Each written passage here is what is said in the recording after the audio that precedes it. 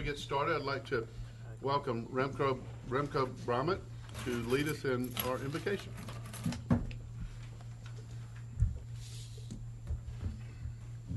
Let's pray together. Our God in heaven, before this meeting, we, your people, pause to pray. And we give you thanks tonight for the privilege of prayer by which you invite us to approach the throne of grace at any time to receive from your hand everything we need for life and work. And so with that gratitude in our hearts, we pray tonight that you give our mayor and city council and the city staff here tonight wisdom and discernment in all their discussions and deliberations that affect the quality of life here in the city of Milton. We ask that you would bless our city, prosper our businesses, bless our schools, watch over our neighborhoods and keep them safe from crime and violence and strife. We ask for your protection tonight over our police officers and firefighters as they keep watch. And we pray in particular tonight that you be near those who are hurting tonight, those who are struggling with grief or strife or trials of any kind. And we pray that by your grace, our city will continue to be one of the best places to live in the state. We ask these things in your name. Amen. Amen. Thank you. Okay, we'll call the regular meeting of the Milton City Council for Monday, July 25th, 2016 to order. Would the city clerk please call the roll and make general announcements? Good evening, Mayor and Council. I'll be happy to call roll for the July 25th, 2016 regular meeting. I would like to remind those in attendance to please silence all cell phones at this time. Those attending the meeting who would like to provide public comment, either during the public hearing or during the call for public comment, you're required to complete a public comment card prior to speaking on the item. There is no public comment for consent agenda items or items under first presentation. Those called to speak will be taken in the order that the speaker cards are received by the city clerk prior to the beginning of tonight's meeting. All speakers will identify themselves by name, address, and organization if applicable. The City Council may allow public comment on either an agenda item or general public comment from a representative of such an organized group or association, provided that the individual has filed a notarized affidavit that they have the authority to speak on behalf of said organization on a form provided by the city clerk prior to the agenda item being called. Demonstration of any sort within the chamber is prohibited, so please refrain from any applause, cheering, booing, outbursts, or dialogue with any person speaking. Please show the same respect to the person speaking that you will expect to receive yourself. Anyone in violation will be asked to leave. As I call roll this evening, please confirm your attendance. Mayor Joe Lockwood. Here. Councilmember Karen Thurman. Here. Councilmember Matt Kuntz.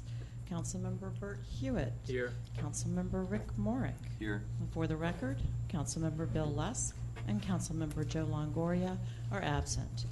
Would everyone please rise for the Pledge of Allegiance? I pledge allegiance to the flag of the United States of America and to the republic for which it stands, one nation, under God, indivisible, with liberty and justice for all. Good evening, everybody. We welcome you to the City of Milton and appreciate you being here. So with that, Sudie, if you'd please call the next item. Our next item this evening is approval of the meeting agenda. Agenda item number 16158.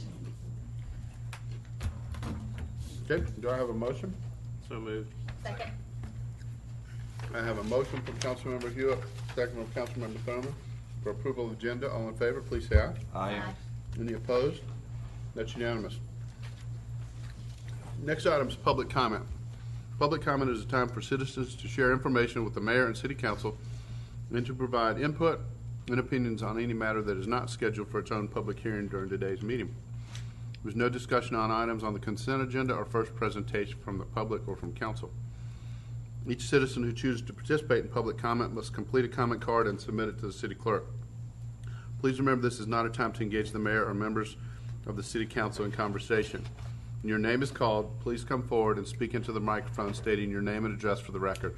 You will have 5 minutes for remarks. So do we have any general public comment? We do not, sir. Okay, then we'll move on to the consent agenda. If you would please sound those items. First item is approval of the financial statements for the period ending June 2016 Agenda item number 16159, our second and final consent agenda item, approval of a professional services agreement between the City of Milton and Ed Castro Landscape, Inc. for landscape maintenance at fire stations 41 and 43.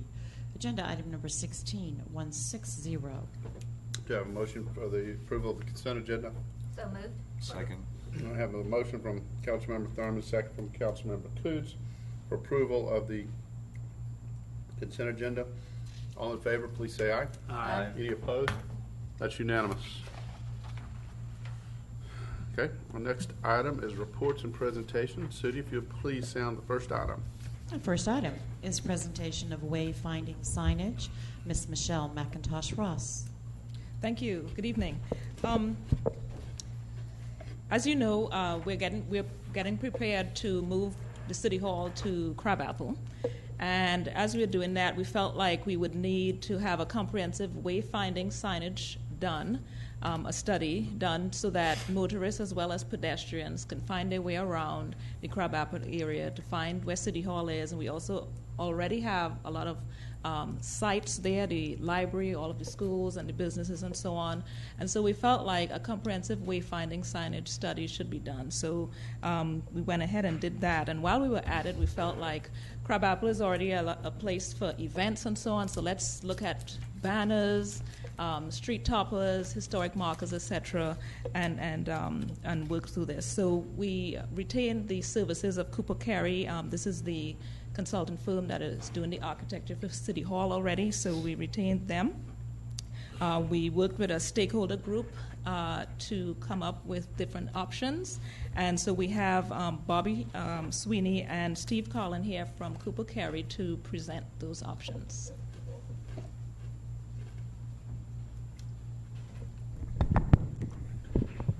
Good evening.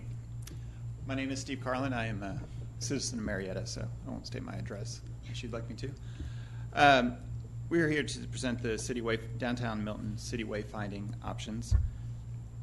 We're going to talk about our design process real quick and review the options that we presented to the steering committee, and then the overall selected option. Then we'll also talk about a little cost estimates that we've obtained. Our process we went through, as Michelle mentioned, we met with the steering committee over the last few months, presented several options on styles and look and feel, narrowed it down to, working with the steering committee, narrowed it down to more of a traditional style. We designed 3 options, presented them to the steering committee, and it was overwhelmingly unanimous, selected at one rustic style.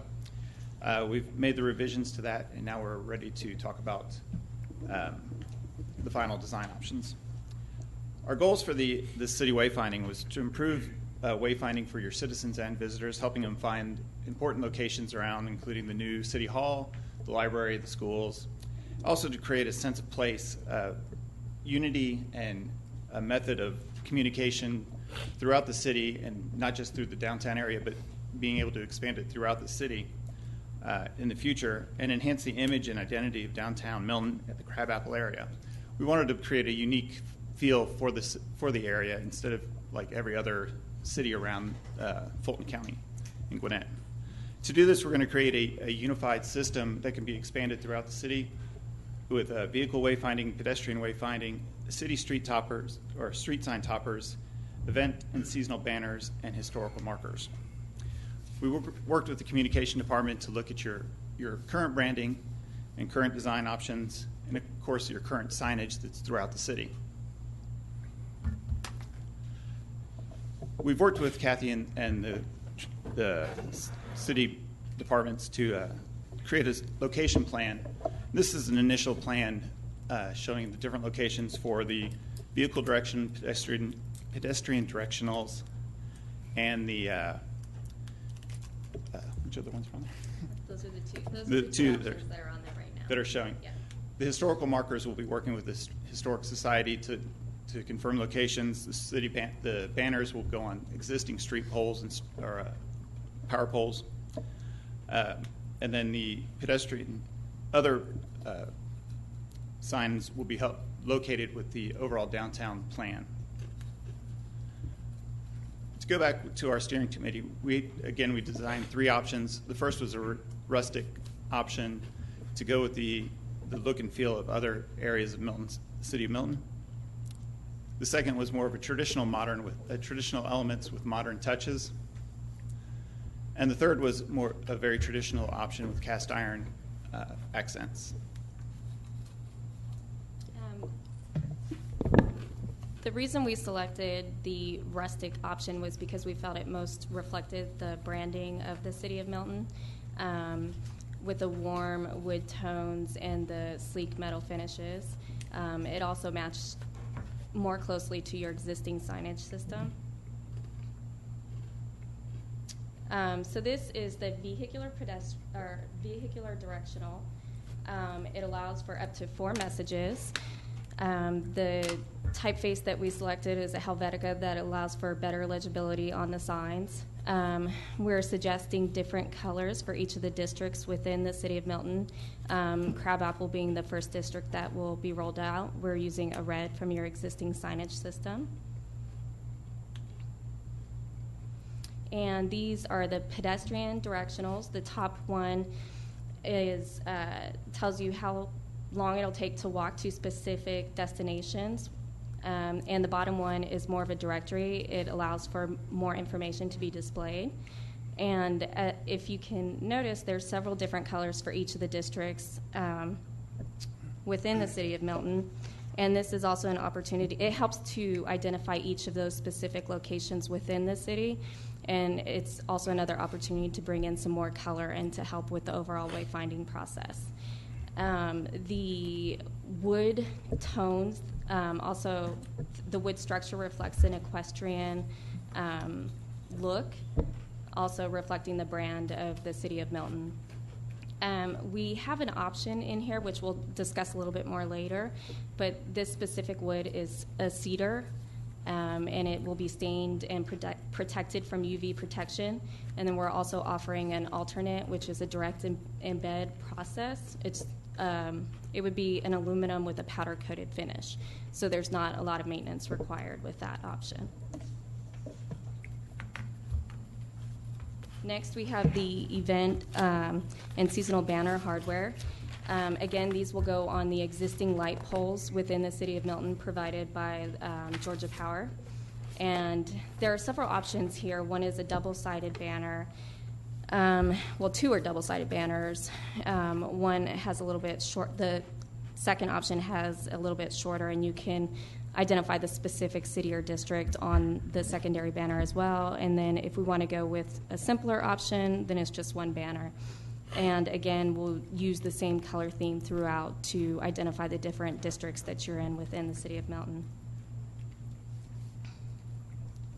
Next, we have the historic markers, and we talked a little bit with the historic committee here at the city of Milton, and we determined a specific word count that would work well within this format.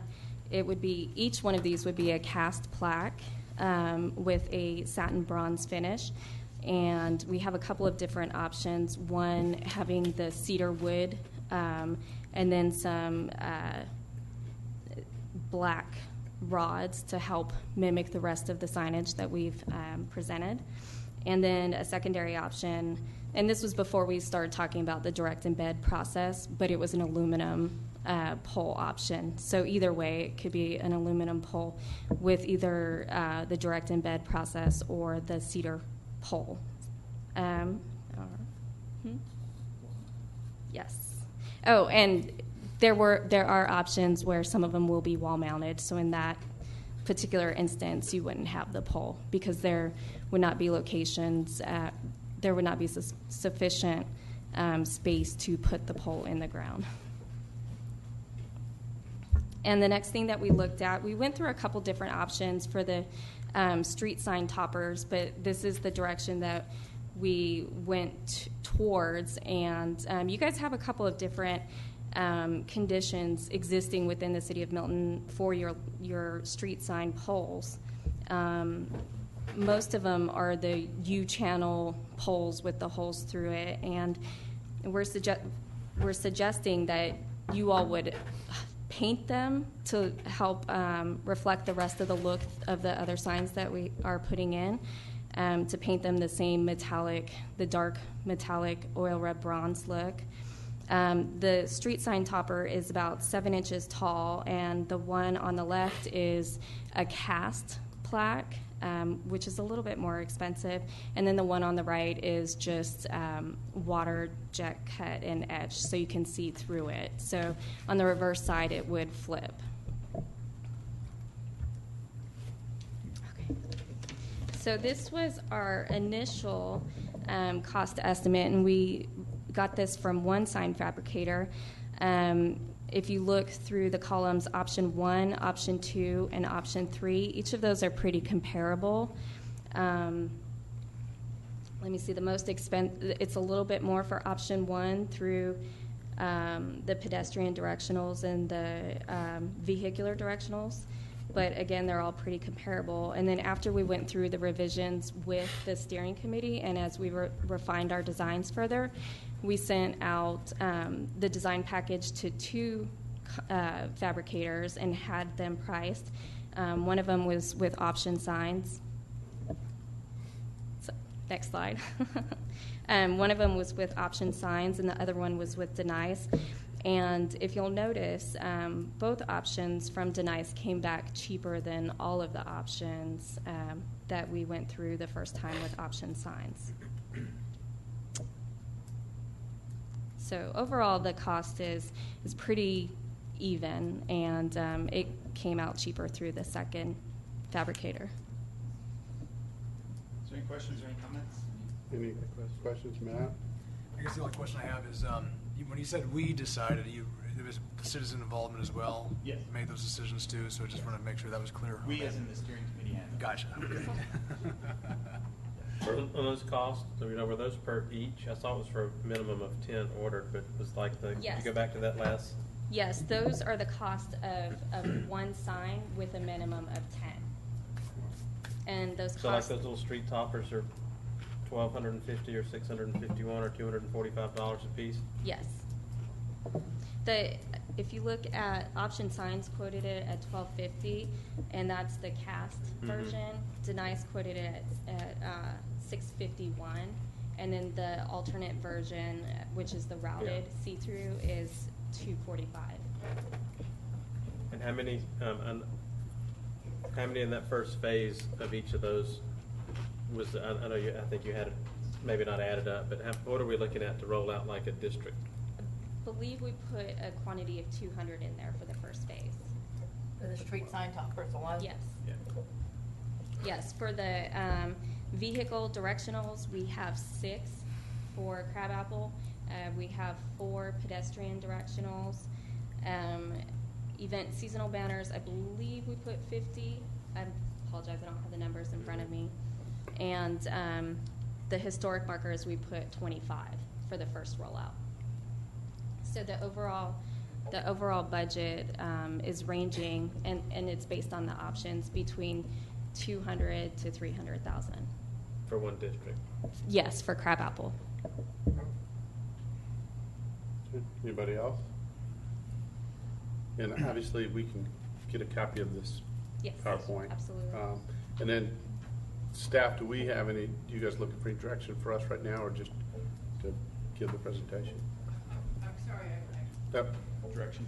Yeah, are you looking for any direction from us right now, or you just? just consensus, are we going in the right direction? Do you like our style that we're looking at, which is more the rustic look as opposed to the black wrought iron look? You guys have some preferences on that? And I like that look, but $200 and some odd thousand Yeah, dollars that's for a- one area kind of. It's a tough one to swallow right there. Yeah. It does create a unique look and feel for your city. With the steering committee, we looked at a lot of options for the surrounding cities, Norcross, Sandy Springs, Dunwoody, Roswell, and a lot of them had that same kind of wrought iron look. And so we wanted to create something that was sleek but still had a rustic feel to it. And spoke specifically to the brand, this And do you guys, the steering committee, have a recommendation on the style and the type of finish? Well, the steering committee, the stakeholder group felt that number one, the rustic, which is the wood one, was the preferred option, clearly. Now, clearly, as Councilmember Hewitt speaks to the cost, this could be phased in. We don't have to do essentially the estimate we got was for the whole package for Crabapple to be the first district. But it doesn't mean that we can't phase that in as well. I might ask that, number one, if it's council, is the council okay does council like the rustic better along with the steering committee, or have different thoughts on that? I'm in line with the committee. I was on the committee. Yeah, I like the rustic. The only concern is if you went with a straight wood, really what's the lifetime for that? How often are we going to be replacing that versus something that over on the, if you could go to the options again, last page. You mean the pricing? Yeah, yep. When you look at the Denise, the direct embedded, is that the steel, but it has the finish that looks, the powder finish that looks like the wood? So basically it's like an aluminum pole, and they do this process to where it's like a powder coat finish. So it would look that color like a cedar, yes, but it's not going to. And that's a sample, but it's not an exact sample. Color, but that's the idea. Okay, so from a distance, it's going to look like wood, but it actually is powder coated metal. Yes. Okay. And the cedar too is a rock resistant wood, and with the clear coating on it, that would need to be reapplied every couple of years. Just a guard sprayer would do it. Okay. It will last and age. Just like a pergola or something.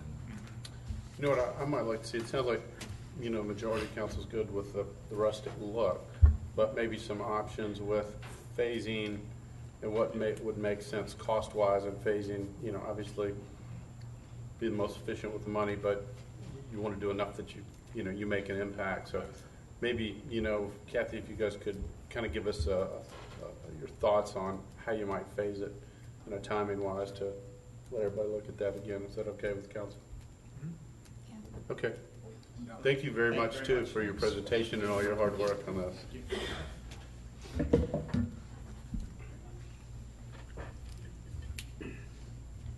All right, Sudie, if you'll please call the next item. Our next presentation is by the Children's Charities, Inc. for an all-inclusive play project park. Mr. Jim Craig. David, could you put that picture up, please? Yep. Good evening, Mayor and Council. One of the core values of the City of Milton is collaboration. And recently, I was approached by a group called Children's Charities. They wanted to talk to us about a very exciting project that they want to collaborate with the city on. And I don't want to take away anything from their thunder, so I'd just like to introduce Lauren Holmes, Mandy White, and Megan Jameson. Thank you for allowing us to speak to you today. My name is Amanda White, and I'm one of the founders of Children's Charities, along with Lauren Holmes. And representing our board tonight is Megan Jameson. You may know us from putting on charity events like Denim and Diamonds, Ice Fest, or the holiday mailbox decor sales. Since 2012, we've raised over $500,000 for kids in our community. We provided funding for an emergency transport vehicle, an eye-tracking device used for the early detection of autism located at the Children's Healthcare of Atlanta Urgent Care in Forsyth. Say that 3 times fast. We have also provided state-of-the-art vein viewers for urgent care centers around North Fulton and South Forsyth counties. Children's Charities has also given Thanksgiving dinners to needy families and lunches for foster kids during the mentoring sessions once a month at Independence High School. Our newest project was over the summer, where we developed and fully funded our first equine summer camp for kids with autism. 2017 promises to be our best year yet. We've been given an opportunity to raise more money than we ever have in the past with the Showcase Home and Tour off Clarity Road. Having additional funding means bigger dreams. Children's Charities would like to propose an all-inclusive play park here in the city of Milton. It would be the first of its scale in North Fulton County. Milton is said to have the best quality of life in Georgia. We would just like to enhance this in a small way for providing the best quality of life and play for abilities and disabilities. And Megan's going to talk to you for a sec. The Showcase Home and Tour event will be on March 9th through the 12th, 2017. Our time frame would be completion of the park by early 2018. With our immediate needs to plan, budget, and raise the funds, we have 3 comments. We are looking for at least an acre of land in the city of Milton. We would also like to put plaques on certain park equipment stated in the sponsor packages before you. And we would also like to have engraved bricks as part of the fundraising effort. The package before you includes items that we are thinking about. The first page is a rough draft of about a third of our ultimate park plan. The consecutive pages are items that we would like to include so that you get a feel for our vision. Keeping with the barn theme, we have accessible play units, convertible zip lines, wheelchair swings, a sensory center, a music center, toddler play area, and a custom horse and full climbing rack. Do y'all have any questions? Anybody have any questions?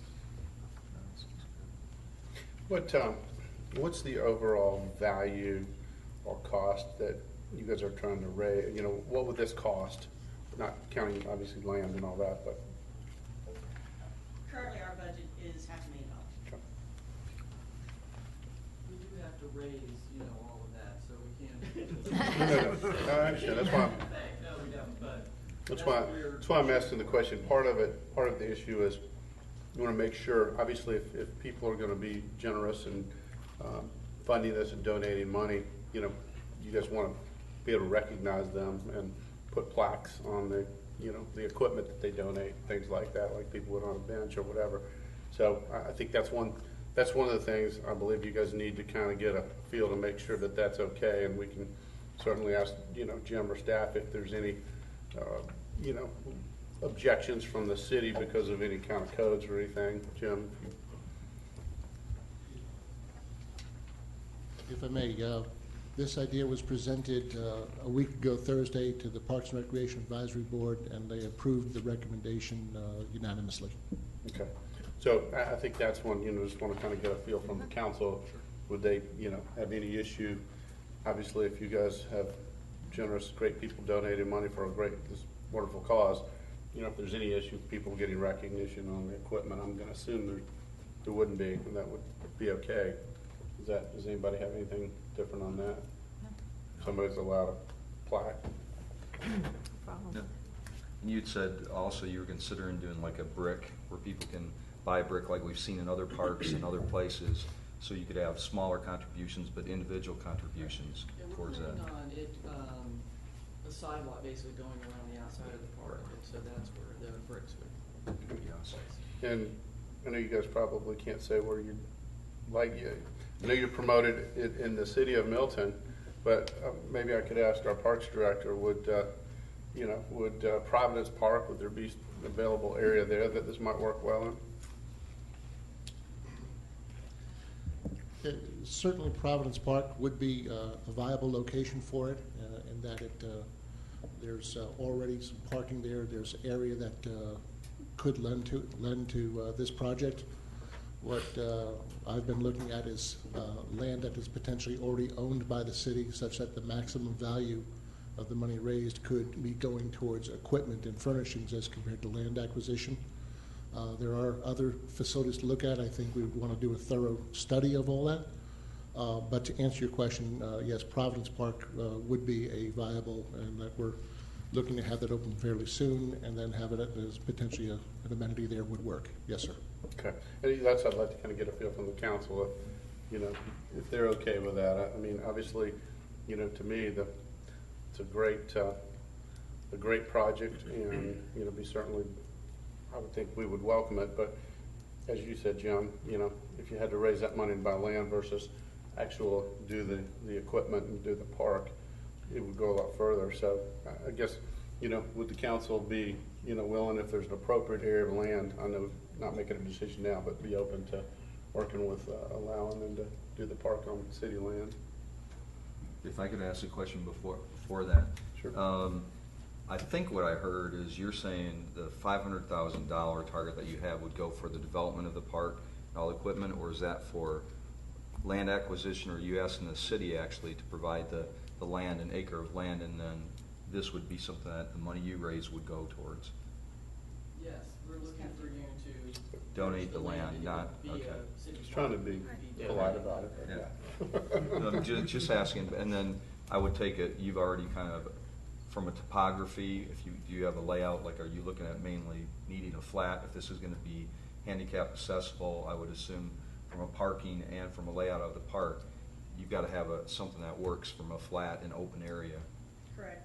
Yes. Currently, we're just, because of our time frame and when this event's gonna happen, where we're gonna raise these funds, we just wanted to, make sure that we could put it in the city of Milton. Good. And didn't wanna go to our sponsors and do this event by saying, hey, we're gonna build a park. Somewhere. Not really sure where or when, but we're gonna build a park. Right. And so, yes, it should be more so flat, but that all can come to a decision a little bit further down. Right, okay. Matt? I do have a question. So, is there a spot that you've seen that just all of a sudden jumped out at you saying this would be a perfect place to do this? As you had these discussions. As all eyes look at me. Yeah. Okay. How about Providence Park? Well, to be very candid with you, yes, I did take a look at Providence Park. There is an area as you drive into the park that is opposite the former rock quarry, in front of the building that we're still studying. There's an open area that, as I recall, when I took my children there 20 years ago with Cub Scout activities, it was an open play space. Right now, it's got some scrub pines and other things in it. But that kind of struck me as potentially an excellent place, because there is parking very close by, as well as a larger parking lot further up. I'm not going to sit here and tell you I'm fully locked in, but it literally was one of the first things that jumped out as this could be awesome. Karen? If we're successful with our bond referendum in November and actually purchase additional properties in other locations, is this the type of thing we could put on one of those properties we purchase, depending on Kathy? where it is? Because, I mean, I would love to see something like this, Visible. well, closer to crabapple type area, so that it is, closer to an area where people can use it, but. Well, as I said, we're certainly not locked in on anything. Okay.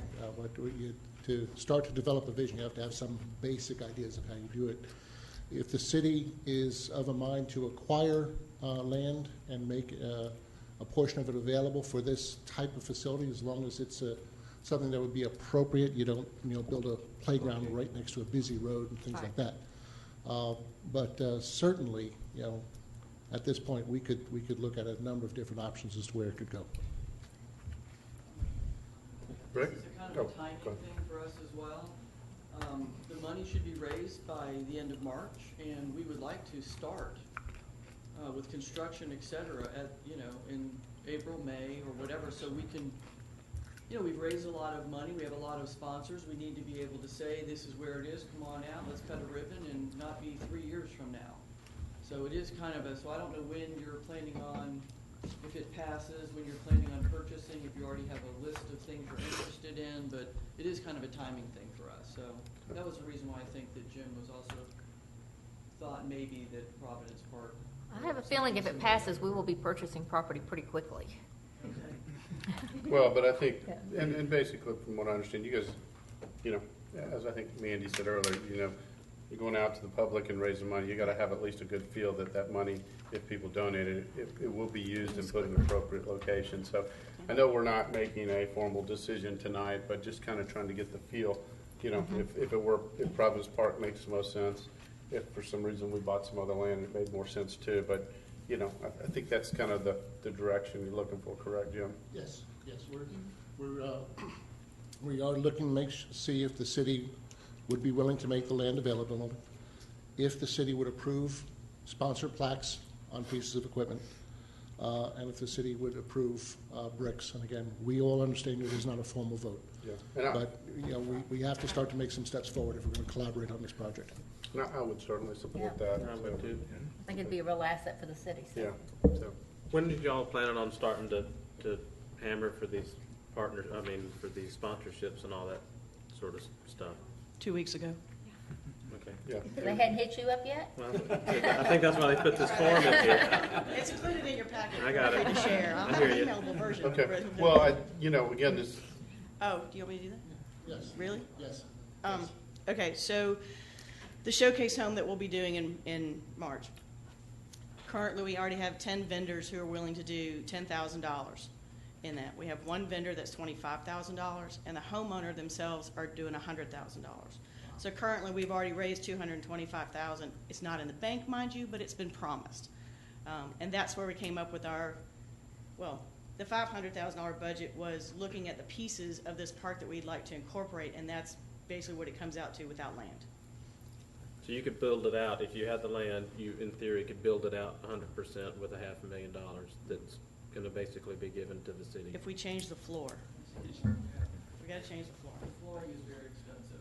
Yeah. They're very proud of that. There's a lot of learning going on, about the building play parks, and we're working together here with children's charities and talking to various vendors on their behalf just to see, what do certain things cost. And question came up, and this is don't see this as a stomach block. The question came up about the surface you put out there.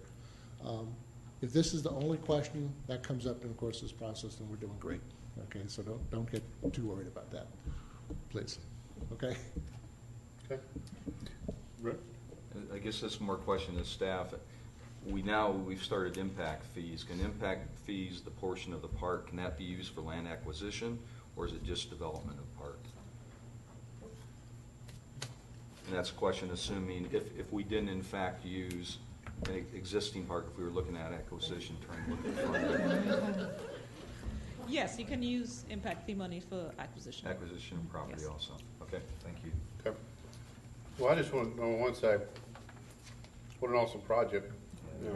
I think it'd be, great for the city, but also commend you guys for being able to raise that kind of money and having the vision and all that. And glad you want to do that for the city of Milton. So, and again, I think it sounds like everybody's pretty much on board supporting you, in that endeavor. And the only question is that possibly, Providence Park is I'd almost say, and I know there's been question about, whether the city purchased additional land or had some other land somewhere, or Providence Park or whatever. In my opinion, it'd almost be whatever makes the most sense, the best place for the park. So right now, let's say it might be Providence Park and may be the best option, but if for some reason, as Councilmember Thurman said, very quickly the city had another piece that was available that you guys thought, hey, well, that might be even better, I would certainly think we'd be open to that. I guess there's a chance somebody could donate an acre too. That would certainly be, that's where, So, that would be. Where is the show home going to be? It's on Clarity Road. It's actually right outside of Milton. it's Cherokee County. Okay. So, beautiful land. Okay. And just for the record, Children's Charities is entirely a volunteer, 100% volunteer group. No one is making a dime there. And this is just a wonderful opportunity for the city to demonstrate its collaboration with the community, inclusion with all peoples of all abilities. Sounds good. Thank you guys so much. Thank you. Thank you. All right, Sudie, if you'll please call the next item. Our next item is presentation on Arts Council formation. Ms. Sarah Ladar.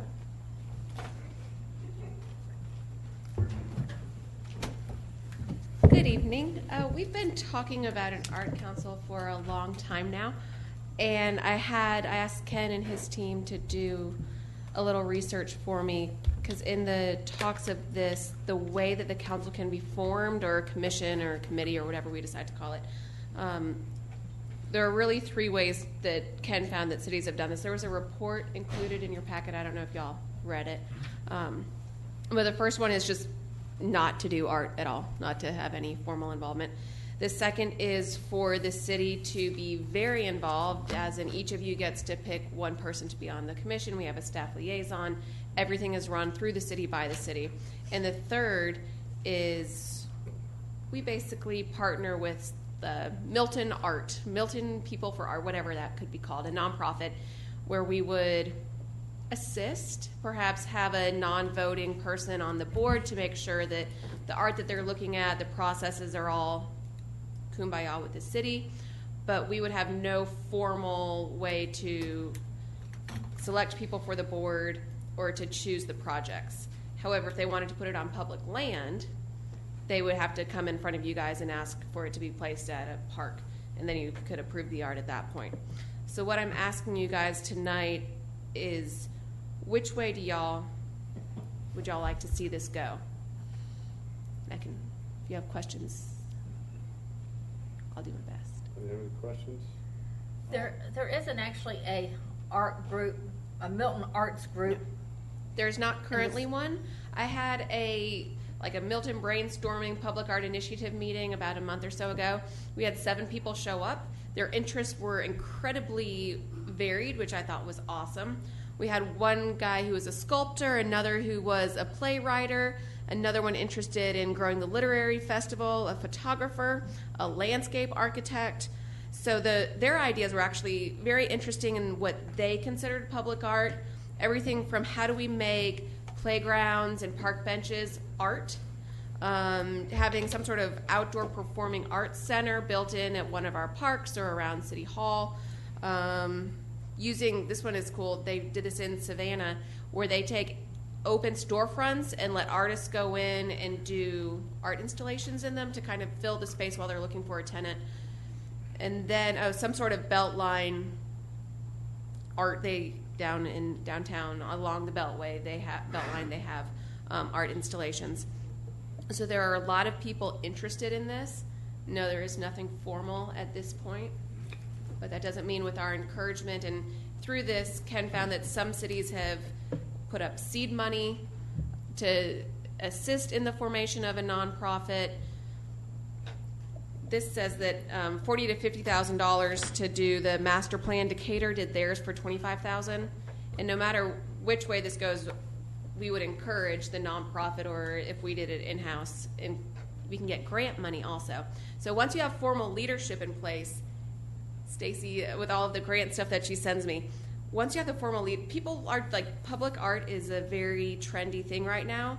So there are $25,000 grants out there all over the place, and that's how much this study costs, which basically says, so the art that you would put at Crabapple is obviously different than the art you would put at Deerfield or Birmingham, and the study would show you and direct whatever the committee would structure is as to what the different art would be in each of the different sectors of the city. All right, I guess I'll talk. I love the idea, and I think we need to do something in order to make something happen. Obviously, that as we're looking at signage in Crabapple, and we're looking at how we brand ourselves as a city, and we look at all these different initiatives, having that structure of volunteers that help bring ideas forth, I think only helps, especially with the expertise that they might have. On that, how do you create a structure that has that make an effect for its lasting? And I know that other cities have looked at a lot of these other cities as well. I thought that was great too. You had, Roswell, I guess, had an in-house group that is now going private, right? Which I think in the long run is probably where you want to go.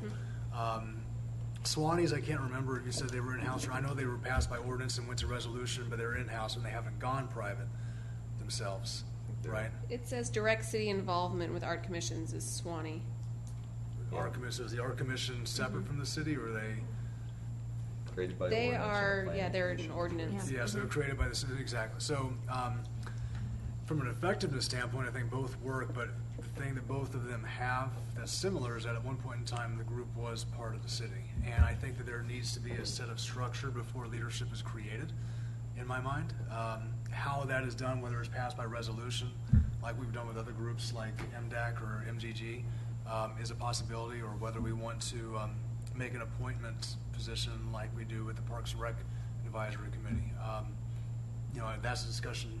I'd love to hear your ideas on that up here, if that's where you want to go, if you're in favor of this idea.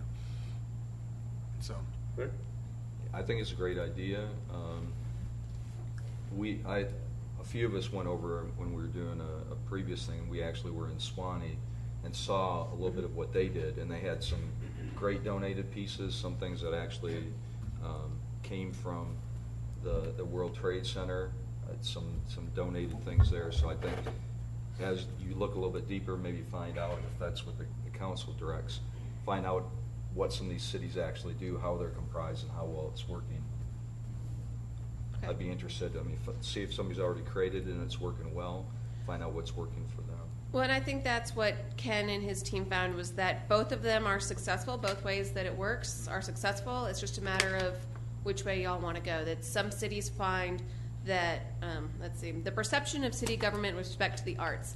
Some cities are positive, some are negative. It says here that, like Swanee, the public has a positive view of city using funds for this, where in Alpharetta, direct participation is negative. So it's, I will say that the feedback I've gotten from residents since we've had our public initiative meeting and there was a little article about it, I had one person call me and complain, and we had 7 people show up and be positive.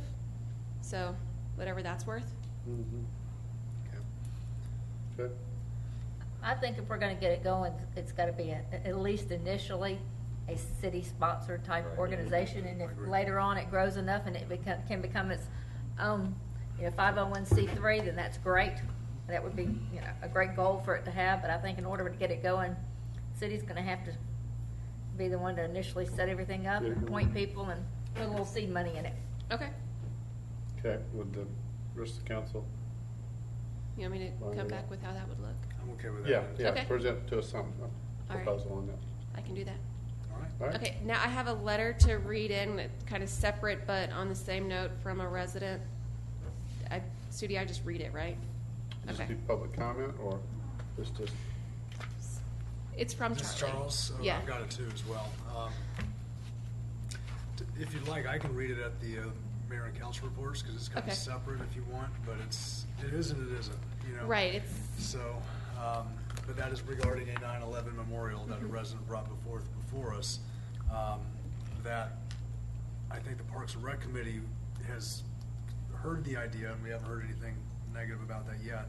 But we might need to think about acting on that. So maybe we'll wait until then. I'll go ahead and read it then, okay. if that's right. is that, Okay, thank you. okay, thanks. He's got it. I've got a copy. I brought one with me. Okay, there are no items on the first presentation. Moving on to the public hearing. Will City Clerk please sound the item? Next item is consideration of the issuance of an alcohol beverage license to Branch Kitchen Concepts, doing business as Indigo, located at 12635 Crabapple Road, Suite 110 to 120, Milton, Georgia 3004. This is agenda item number 16161. Ms. Stacy Inglis. Good evening, everybody. The applicant, I believe, is here. Yeah, Todd, Yes. right? Okay. And they have adhered to all of the city requirements to get their alcohol beverage license. This is going in the old SIP location out in Crabapple, and staff recommends approval. Okay, are there any questions? No. Other than we're ready to see you open up, so we can come When's it in. gonna open? All right, I'll open up for a motion. Mayor, I'll make a motion that we approve the application for the alcohol beverage license for Indigo. That's agenda item number 16-161. Second. Okay, I have a motion for approval. Councilmember Thurman, second Councilmember Kuntz. Any discussion? Hearing none, all in favor, please say aye. Aye. Any opposed? It's unanimous. Get back to work. All right. Thank you. You know what, let me just, was there any public comment on this? There was not, Make sure, sir. okay, and here it's closed, now we vote, okay. Moving on to our zoning agenda. City, if you'll please read the zoning rules and sound the item.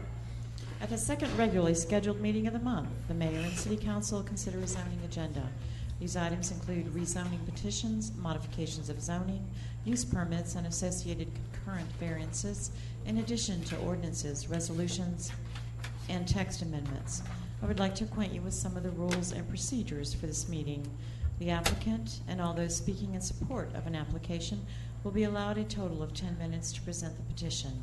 The applicant may choose to save some of the time for rebuttal following the presentation by the opposition. Since the burden of proof is upon the applicant will be allowed to make closing remarks, provided time remains with the allotted time. Those called to speak will be taken in the order that the speaker cards are received by the city clerk prior to the beginning of tonight's meeting. If you are speaking on behalf of a group or organization, an affidavit must accompany your public comment card. Before beginning your presentation or comment, please identify yourself by name, address, and organization, if applicable. Our zoning item this evening is consideration of V16-003, the reserve at Providence Road, the Providence Group of Georgia Custom Homes, LLC. Requested variances, Section 4-416B and Section 64.1141.C.1, the reduction of the front setback from 60 feet to 50 feet, lots 3, 19, 21, and 23, 60 feet to 45 feet, lots 20 and 30, 60 feet to 40 feet, lots 4, 9, and 22, 60 feet to 30 feet, lots 5, 6, 7, and 8. The increase in the allowed height from 28 feet to 33 feet, lots 5, 6, 7, 8, 9, 19, and 20. Agenda item number 16131. First presentation was at the June 6th council meeting and deferred at the June 20th city council meeting. Ms. Kathy Field. Thank you, Mr. Mayor and members of the council. Thank you.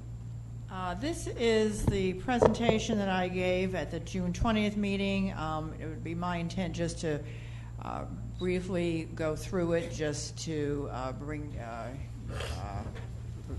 this sort of back into your attention. The first page is, of course, the lots in question.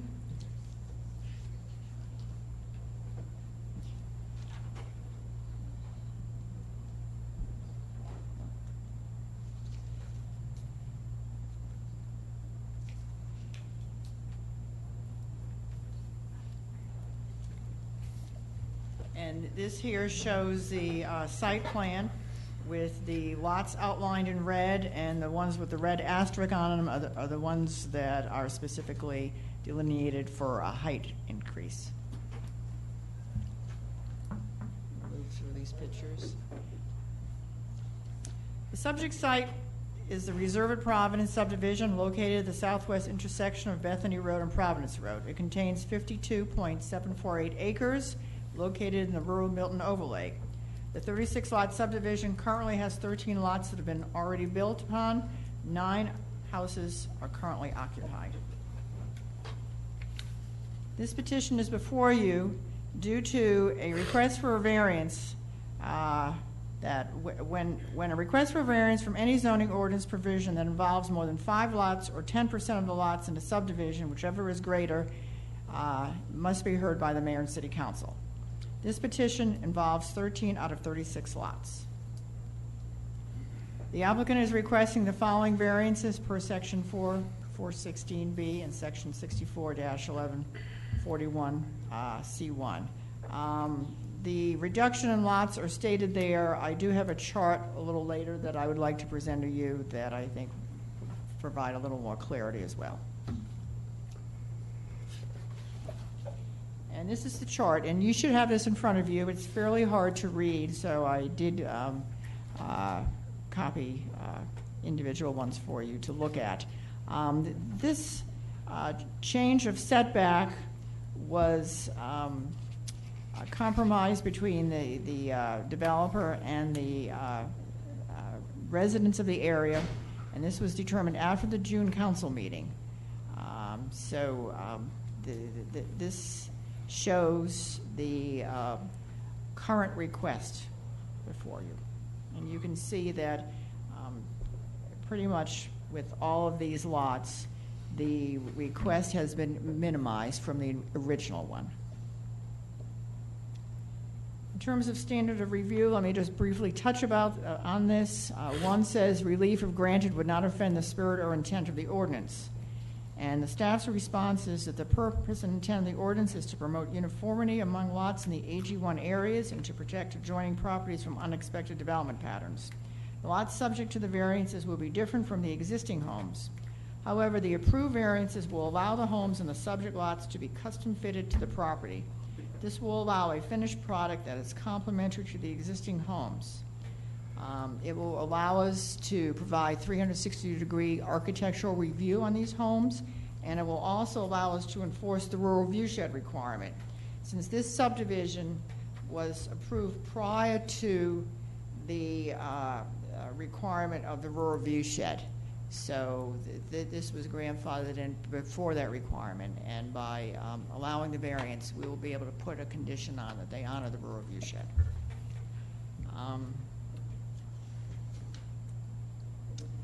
And I believe that is essentially my presentation, except for the conclusion. Conclusion, which is that we do approve these requests with conditions, and the recommended conditions are as follows. If this petition is approved, staff recommends the following conditions. The subject lots along Providence Road shall maintain the 60-foot rural viewshed, including the 40-foot undisturbed buffer. The design of these houses shall meet rural viewshed requirements. On the lots subject to height variances, the soffit shall be set at the ceiling of the first floor, causing the second floor massing to be achieved through dormers. The vertical plane should be broken in order to reduce the height impact on the massing of the building. The house is subject to the reduced front setback shall include an 8-foot deep porch. The design of all houses subject to variances shall be reviewed and approved by the city architect prior to the issuance of a building permit. And the approval shall be per the revised site plan dated 5/24/16. That is my presentation, Mr. Mayor. Okay, any questions right now before we open up the floor for comments? Okay, I guess we'll open up for those speaking in support. Okay, we have one comment card, and that's Chris Willis.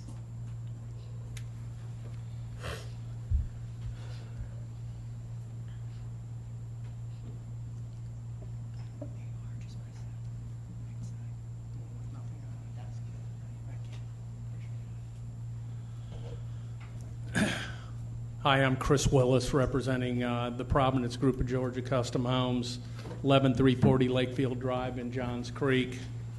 Thank you tonight to the mayor and council for the opportunity to come back again. I'm going to fly through part of this. Kathy covered it fairly well, and you guys have been through it, I think. Reserve at Providence, located between Bethany and Freemanville Roads. Our community is 37 lots on approximately 53 acres. It's zoned AG1. We deferred last month as Kathy discussed. The community has 9 current homeowners. We worked really hard to gain a majority support of this submittal for the variance through many meetings, many compromises. The request for a variance on the front setback for 13 lots and increasing the height restriction on 7 of those lots is charted. I don't know whether that's any easier to read than the one Kathy referenced, but we tried to make it as simple as possible. 5 of these 13 lots are located across the frontage of Providence Road, and the remaining lots on the plat are on the internal streets. Our reason for the setback relief, 8 of those lots have topography in excess of 50 feet and up to 90 feet. 2 lots have a rear detention pond, 4 lots adjacent to these. We're really just trying to blend the setback to improve the streetscape. Tree coverage on those lots, especially across Providence Road, is really heavy. It starts at the right-of-way, which is 18 feet off the curb. Our intent is to move the home closer to the street in order to improve the streetscape in both the front and the rear of the lot. The profile view shown here is probably a pretty good understanding of how, if you place these lots at 20 feet, 30 feet, or 60 feet, how far they slide down the hill. And that horizontal blue line that you see is curb level. So what we're really trying to do is get them up architecturally so you can see some of the front elevation. Here's an example in another community of grades going down to a foundation that sits probably 2 stories or better below curb.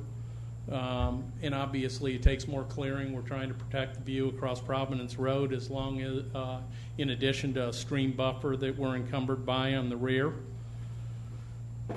Our current architecture and the pictures shown here help illustrate by the highlighted horizontal line how much of the front view of the home would be below curb at the 60-foot setback. So you're basically going to be looking at roof line or maybe a little bit below that. We believe setback relief, if granted, will benefit the actual purchaser of these homes, the community, and the city. The existing residents have agreed to our plan, and the eventual homeowner will have a much more manageable driveway and improved street appearance.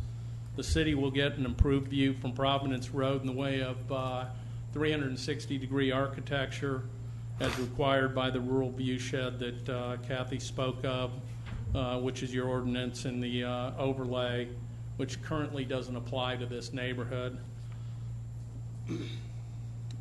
This is a rear elevation of what was described as a condition, which is bringing those roof lines down to that first floor plate level. In other words, those arrows up above would be roof line in this architecture that would need to come down. These pictures represent some heavy topo lots in Milton. You can see probably 4-story of exposure, really large deck posts that are on a basement with cross bracing. It's an example of pretty plain flat architecture on the rear, parged foundations that are probably 2 stories tall, and our contention is the rural view shed and what we're trying to create across Providence Road. Obviously, our concession on this is to use the rural view shed as a guideline with staff support and help. Relief, if granted, would simply comply with the current guidelines in the overlay district, as I think Mayor and Council have shown through the adoption of that ordinance. And with that, I'm going to reserve the rest of the time for rebuttal. Thank you. Okay. Thank you. Is there is there any other speakers in support of this? I have a card from Warren Jolly. Okay. And that's it. Do we have any speakers in opposition? We do have one, Mr. Tim Becker. Okay. I'll open that up.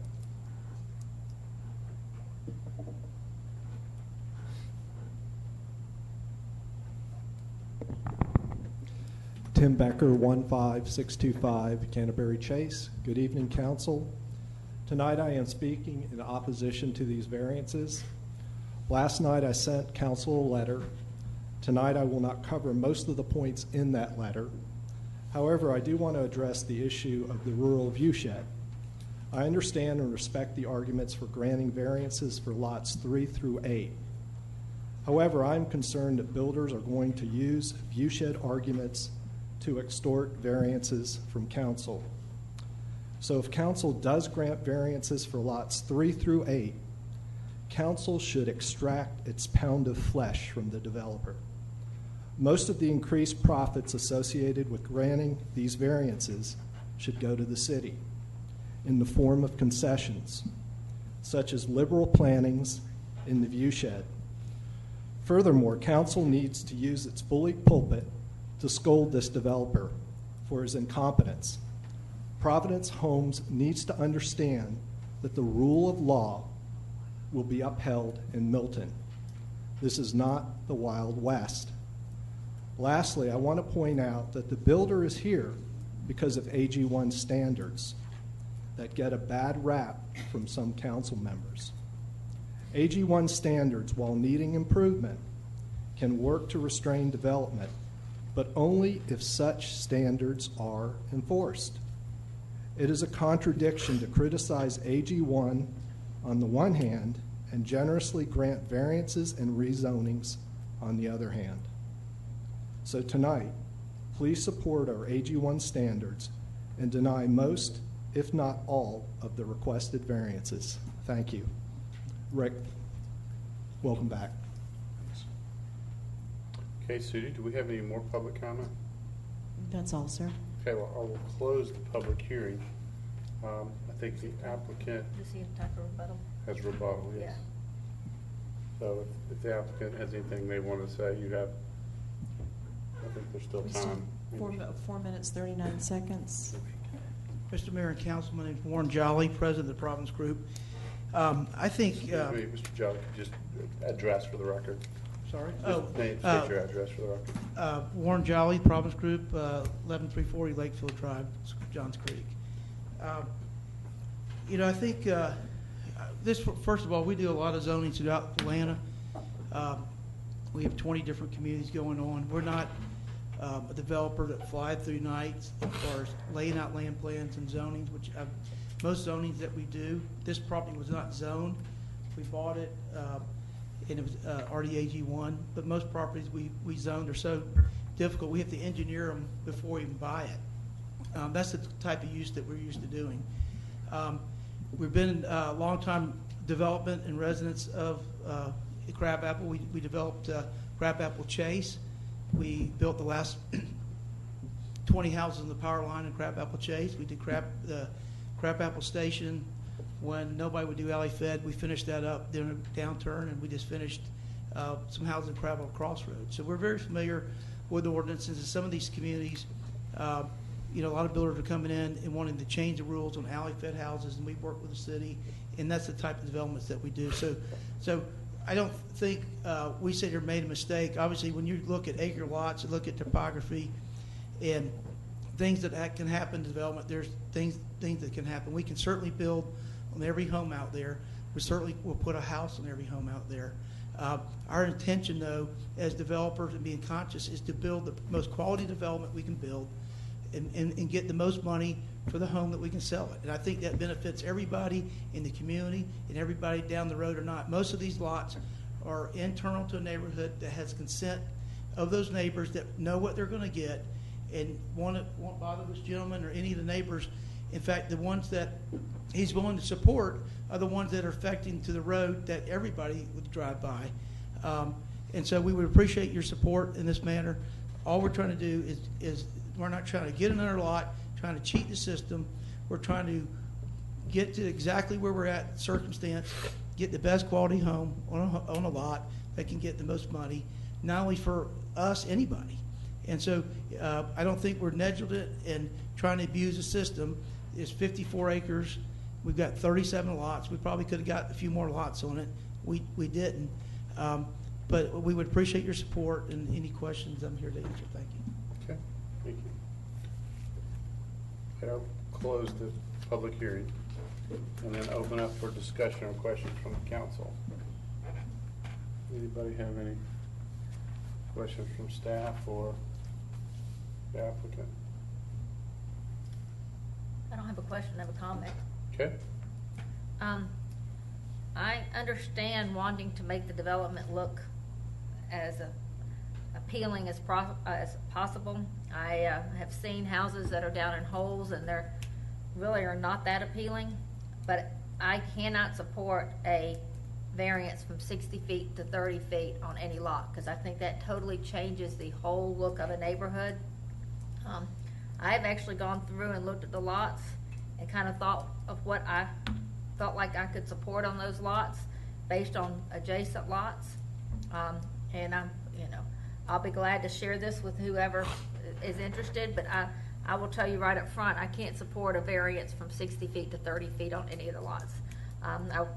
You might be able to go down to 40 lots on the ones right there kind of across from Summit Hill Elementary School, if the rural view shed was maintained, but I can't go to 30. Okay. Anybody else?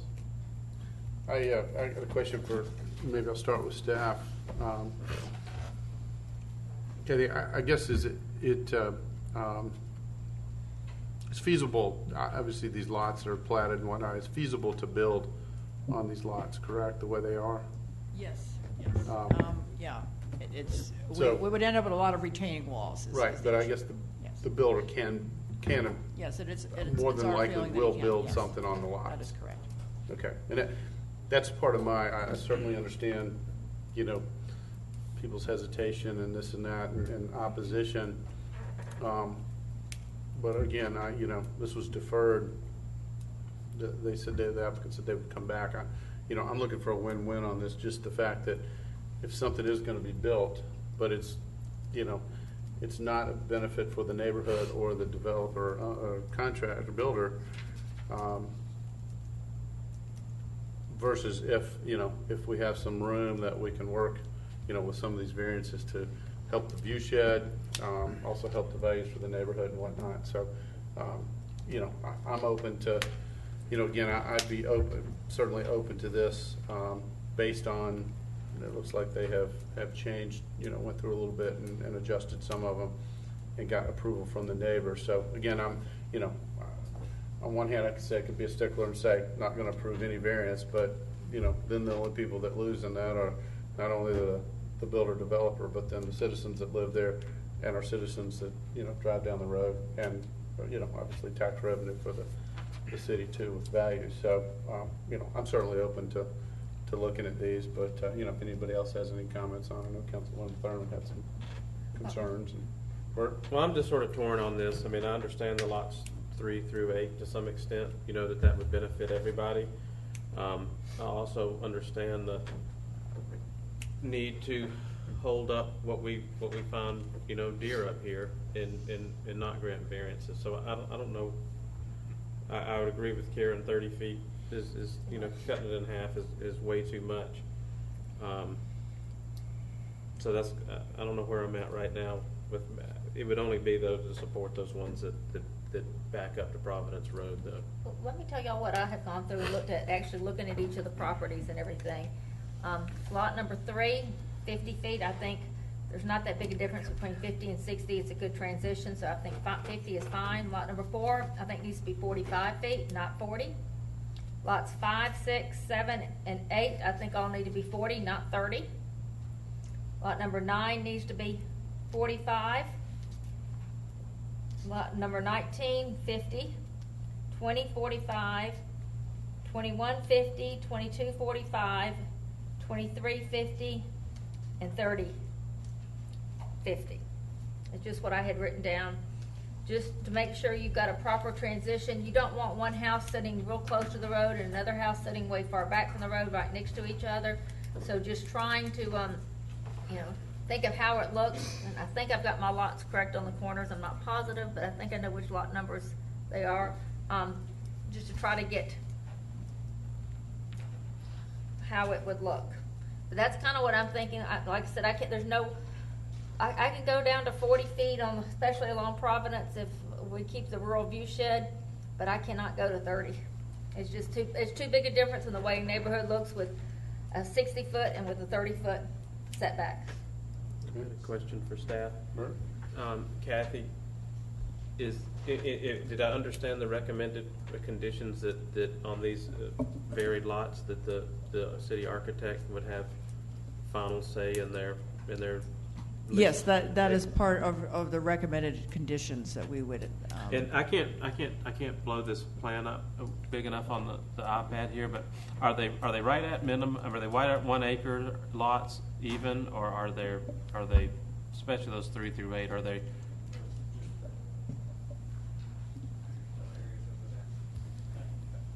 Yeah, we got a 2.37, 1.59, but a lot of them are right at the 105 or 1, 1.12, 1.22. Okay. Go up to the biggest is probably 2.39. And I, also on here, it just gets blurry, but that's the, if you could point out lot 3. I guess you can, yeah, it's fine with me. Can you see it on your screen in front of you? Yeah. No, it's, we can't, it gets Can't blurry. see lot numbers, that's the difficult thing. Lot number 3, what Number 3 I is right think here. I heard was the blending, and that's exactly what we were trying to do, is blend the streetscape. Same here, we're on a 40-foot side setback, 45, and then this house is occupied and sets back. So putting that up farther would pop it up in front. So that's exactly what we were trying to do, blend it. And of course, we're trying to work around a rear easement, correct? And this is where you had the rock issue? Correct. Then how does that And don't affect forget, these? there's an 18-foot right of way, so you're 48 feet back of curb. And where do these that didn't come into rock play? How did these just... Heavy topo, just pretty good shot of the topo on this one. Shows how heavy it sits. All the way from really 4, even 3 to some extent, but that's more of a blending, as you suggested, of the rear setback. So 3 to 7 actually are the ones that front New Providence Road. Right here. Right. Yep. Yep. That's correct. Could you flip it back over on the Pardon other me? side? Could you see the line?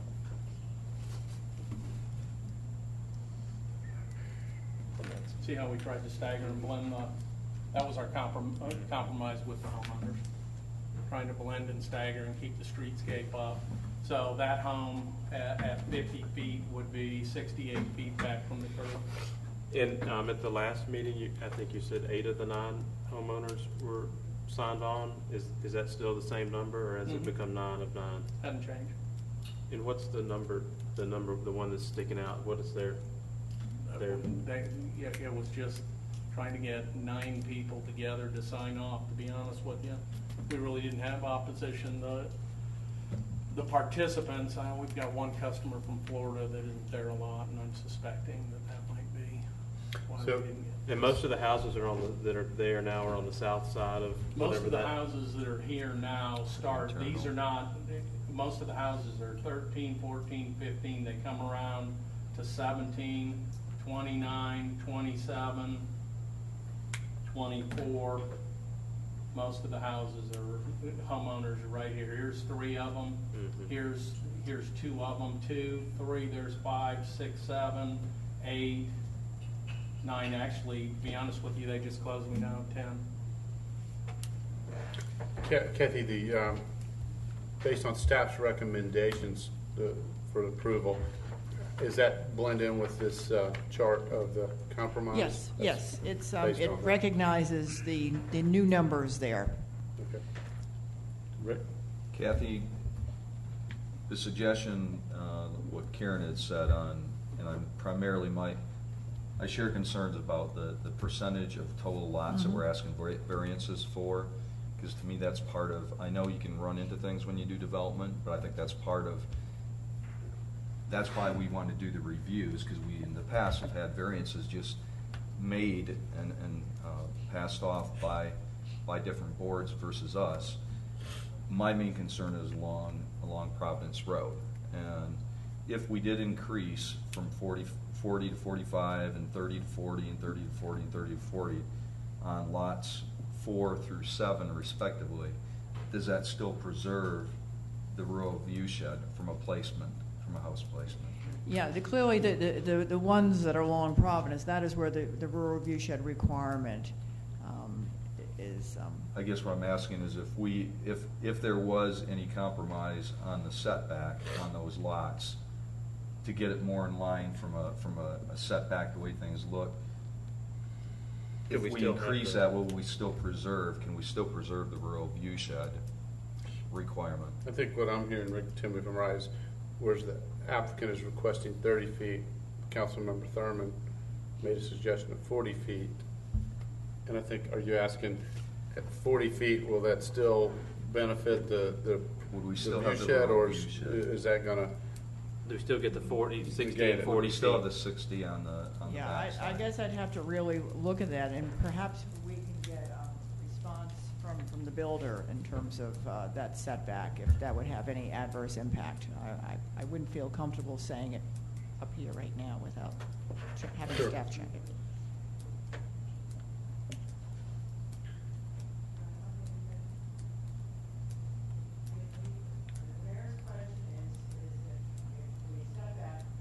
Actually, it's Councilman Morig's question. I was just trying to clarify what the question is. Setback is changed, those parcels along Providence, if it was changed from 30 to 40, would that adversely affect the rural setback? Well, actually, if I could interrupt, lot number 4 today is 40 feet you're requesting, from 60 down to 40. If you added an additional 5 feet, lot number 5, if you went from 30 up to 40, number 6 from 30 to 40, and number 7 from 30 to 40, would you still be able to preserve the rural viewshed? The rural, sure. At any point, you have to remember that one of the components of this is that tree canopy, and that tree coverage starts at the right of way at the front of the lot. So if you go back 5 feet or 10 feet or 15 feet, it's just 5 or 10 or 15 feet more of clearing. So when you look from lot 3, and I don't know, can I back up on this? Yeah. When you, nope, I think I'm going the wrong way. When you look at how that tree coverage starts off the right of way on these lots, I have additional pictures. It's, that's probably what exposes us to Providence Road as much as the architecture is the tree coverage. I guess, and pardon me, Rick, if I ask it in a different way, maybe. If on particular lot number 5, you push the house back from the 30 requested to 40 feet, the 10 feet, obviously you got 10 displacement more of feet 10, trees. but that would still be out of the 60-foot rural setback from the rear, from the rear of the lot coming this way. Yeah, the unfortunate part with the slope is what it does is it probably shoves your horizontal line at curb view probably well into the second floor of that elevation. If I go back to that elevation shot of, probably going the wrong way again, sorry. If I go back to that elevation shot and that horizontal line, those are 2 front elevations. Those are typical in the community. Those first pictures showed these architectures. It probably might bring it down to the first floor level. So currently, where that pink For a line second. is it's the 60-foot setback. You'd be looking at the top. peak of those. Yeah. Those, and okay. Yeah, And it doesn't. Unfortunately, what happens is it takes away what the folks in the neighborhood wanted to be able to see. Their big deal was, I don't want to shove it back, but I don't want it so close, so where's the compromise? So that's how we got to those compromises. They wanted to see front elevations. They didn't want to see driveways that rocketed down as some of the earlier ones I showed you. Well, they're still gonna be pretty steep. Even. Also, in the real V-share in the rear is a buffer, which right now there's no buffer. And so obviously, if you make it, there's 10 feet less area for us to put a buffer than before. Well, I think that's the Back question. up. Would it get into that? Right. Do you have It- 60 feet in the back if you were to shift that house back on that, just again, say lot 5, 10 feet back from the interior Yeah. street, you Yeah. still got your 60-foot We do, but buffer? obviously, it compounds at 10 feet just because of slope and yard, yeah. So we have it because these lots have good depth, but obviously that 10 feet is 10 feet less. yard Obviously, there's a because- displacement somewhere front or Right. back, yeah. But we're giving up, putting a buffer that's not there currently under current requirement by adding the view shed. Now, one thing I want to point out, and we appreciate, we're not trying to make a new set of rules here, but we do have side setbacks at 40 feet all throughout the development currently. And so we have homes that are sitting 40 feet off the curb now and can set 40 feet off the curb. So, you know, we're going down to 40 feet as the closest one, and we have that currently in the community now. We want to appreciate that we can get, so obviously anything helps. And obviously we don't want to build them all at 30 if we don't have to build 30, but we are going to have a buffer we're putting there that's not there currently also. You know? I think the thing we're grappling with, or at least me, is this is a bad time, I guess, for y'all to be coming and asking for variance. So let's just say, put it out there. And that's what, and I get it, and I think we all get it, that specifically the lots that back up to Providence Road that people are going to, pass by and see. We want to do the best we can for that view to be disrupted as minimal as possible. But we also don't want to, whether it sets a precedent or not, we can have that discussion all day long. But that, hey man, we're good, we're cool. We'll just approve anything, that's not. And I'm not going to go so far as say it's your fault. That's where we're at, or at least me. I understand, but I'm just making sure you understand there are current side setbacks at 40 feet currently, and houses at 40 feet in the neighborhood today. And so if our smallest one is 40 feet, we're really no different than the other parts in the community currently. It would be great, if we can get them a little closer. It helps out, but we appreciate anything we can get. If I could just ask one question. You mentioned that you have 40-foot side setbacks. That's between the homes. That's you still. No, you can place that house and you can face that front. You can rotate it either direction. So we have side street setbacks. So we have houses that are 40 feet off the street. On a lot like this, for instance. Okay, because where it fronts, got it. And we got some that are huge side setbacks right when you come in. Even the ones on the entranceway can be 40 feet off the road. Let me ask a question to Bert and everybody else up here's comments. It is there's a couple dynamics. One, obviously not just one to be free with variances and whether it sets a precedent or not, or again we're looking to let's just say have quality develop in Milton and not quantity. So I know everybody struggles with that, and that's just the reality right now and the climate that there is. But again, sometimes we can say, well, we're going to stick to, we're not going to give any variances, but really, who gets hurt then? Obviously you guys get hurt a little bit, but so does the community, the neighbors that live there, and as I said before, and the public. So, if there is a kind of a compromise, I know even one of the public comments talked about, forget the exact words, but maybe having some consequences. Is there, and I appreciate Councilmember Thurman coming up with some recommended numbers. I have a problem, giving specific, because I don't want to tell you where you need to be on your house and all that. It's your business decision.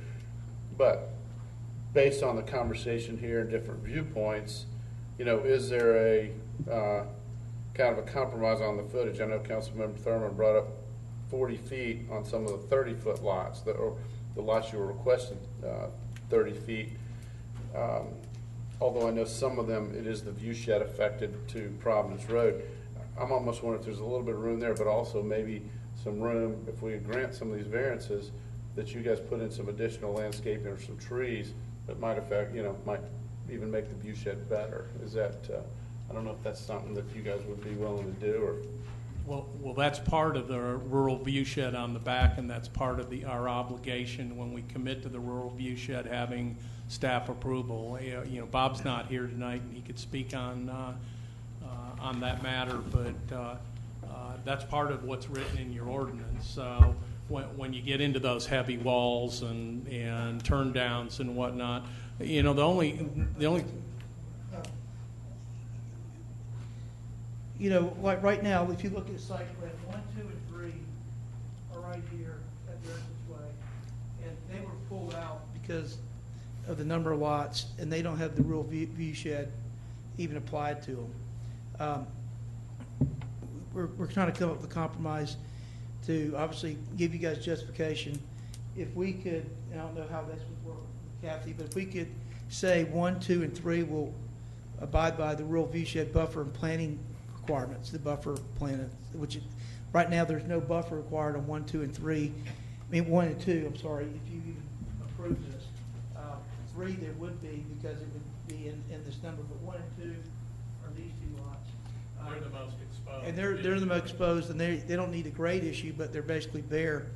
And if we could go to the council recommendations on what she suggested on 4 at 45, 9 at 45, 22 at 45, and 30 at 50. And if we could maybe compromise, there are ones at 40 feet currently. If we could maybe compromise at 35, definitely 5, 6, 7, and 8 are the most affected. We want to get anything we can get, but we think we could do that. But this wasn't the spirit of negotiation that we asked for 30 to get 45. We asked what we thought we needed, and so obviously we can figure it out at 60 without it. So obviously we could probably figure it out. But if we could compromise that way, but also offer 1 and 2 as buffer plantings and meeting the view shed ordinance for plantings, I think would go a long way. Then the whole area there is more consistent, and there's no requirement on 1 and 2 currently. Is an idea. What if you and I know that the lot that would be to the east of the entrance road, whatever, not just east of 1. What's that? What lot number are those? 36. And what's the one more to the east? 35. And they're a little more above grade in the backyard than Providence Road.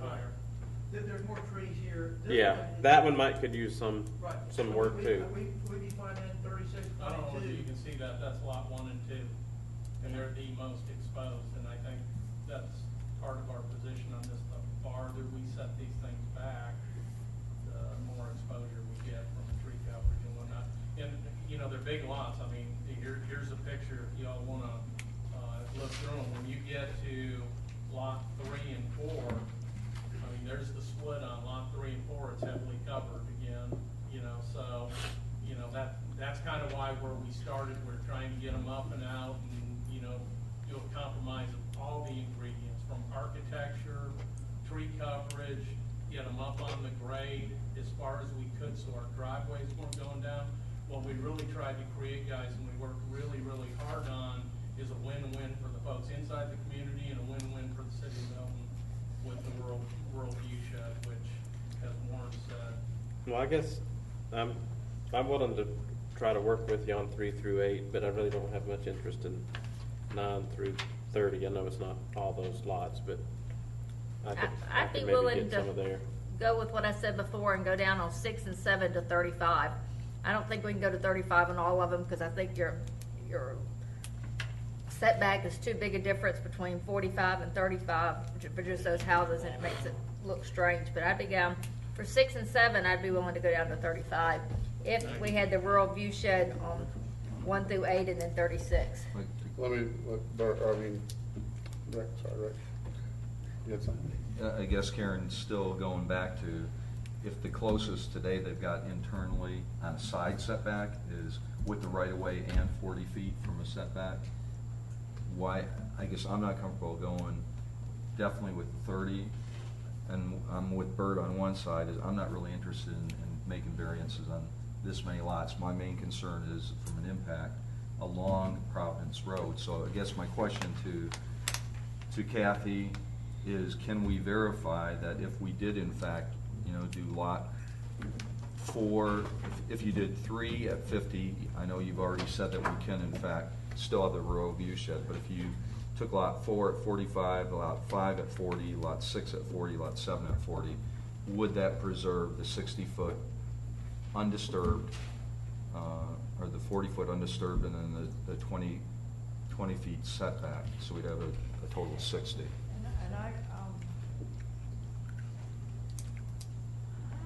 And not to butt in, but I would, to council member. It's my understanding that would preserve the rural view shed, would it not? For those, if we moved to 10 feet, I think that's what we had the conversation, so yes.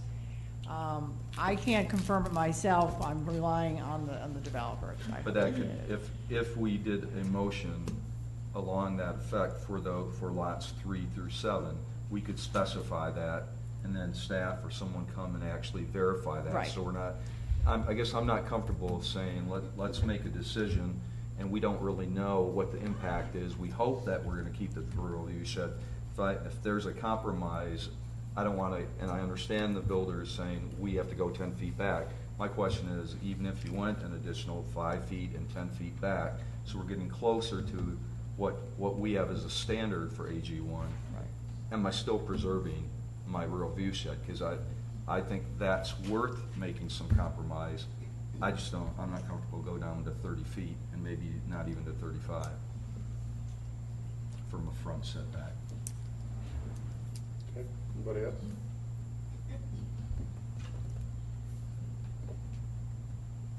Okay, Bert, do you have anything else? And one thing we really haven't talked about is the height variance, the request for height variance. Do you want to address the height variance, Kathy, and then if the applicant wants to mention it? Yes, the city architect did work with them on this. As you know, our height limitation is 28. They're requesting an additional 5 feet, and he did work with them by the use of dormers to minimize the visual impact.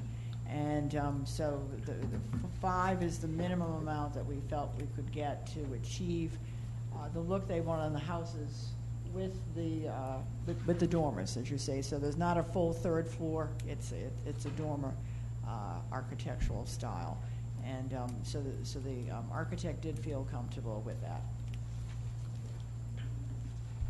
Yet he would still have final It's the approval. final Absolutely, yes, by all means. Anybody else? Karen? No, I'll make a motion if we have no further discussion. If we get a second, then we can discuss it. Okay, I'll open up the floor. I'll make a motion to approve B 16-003 for the reserve at Providence Road based on staff's recommended conditions with the following changes. Lot 3 will stay at 50 feet. Lot 4 will be 45 feet. Lot 5 will be 40 feet. Lots 6 and 7 will be at 37 feet. Lot 8 at 40 feet, 9 at 45 feet, 19 will stay at 50, 20 will stay at 45, 21 will stay at 50, 22 will be 45, and 23 and 30 will be at 50. And the rural view shed will include lots 1 through 8 and lot 36 along Providence Road. And then all other staff recommended conditions. Okay, do I have a second?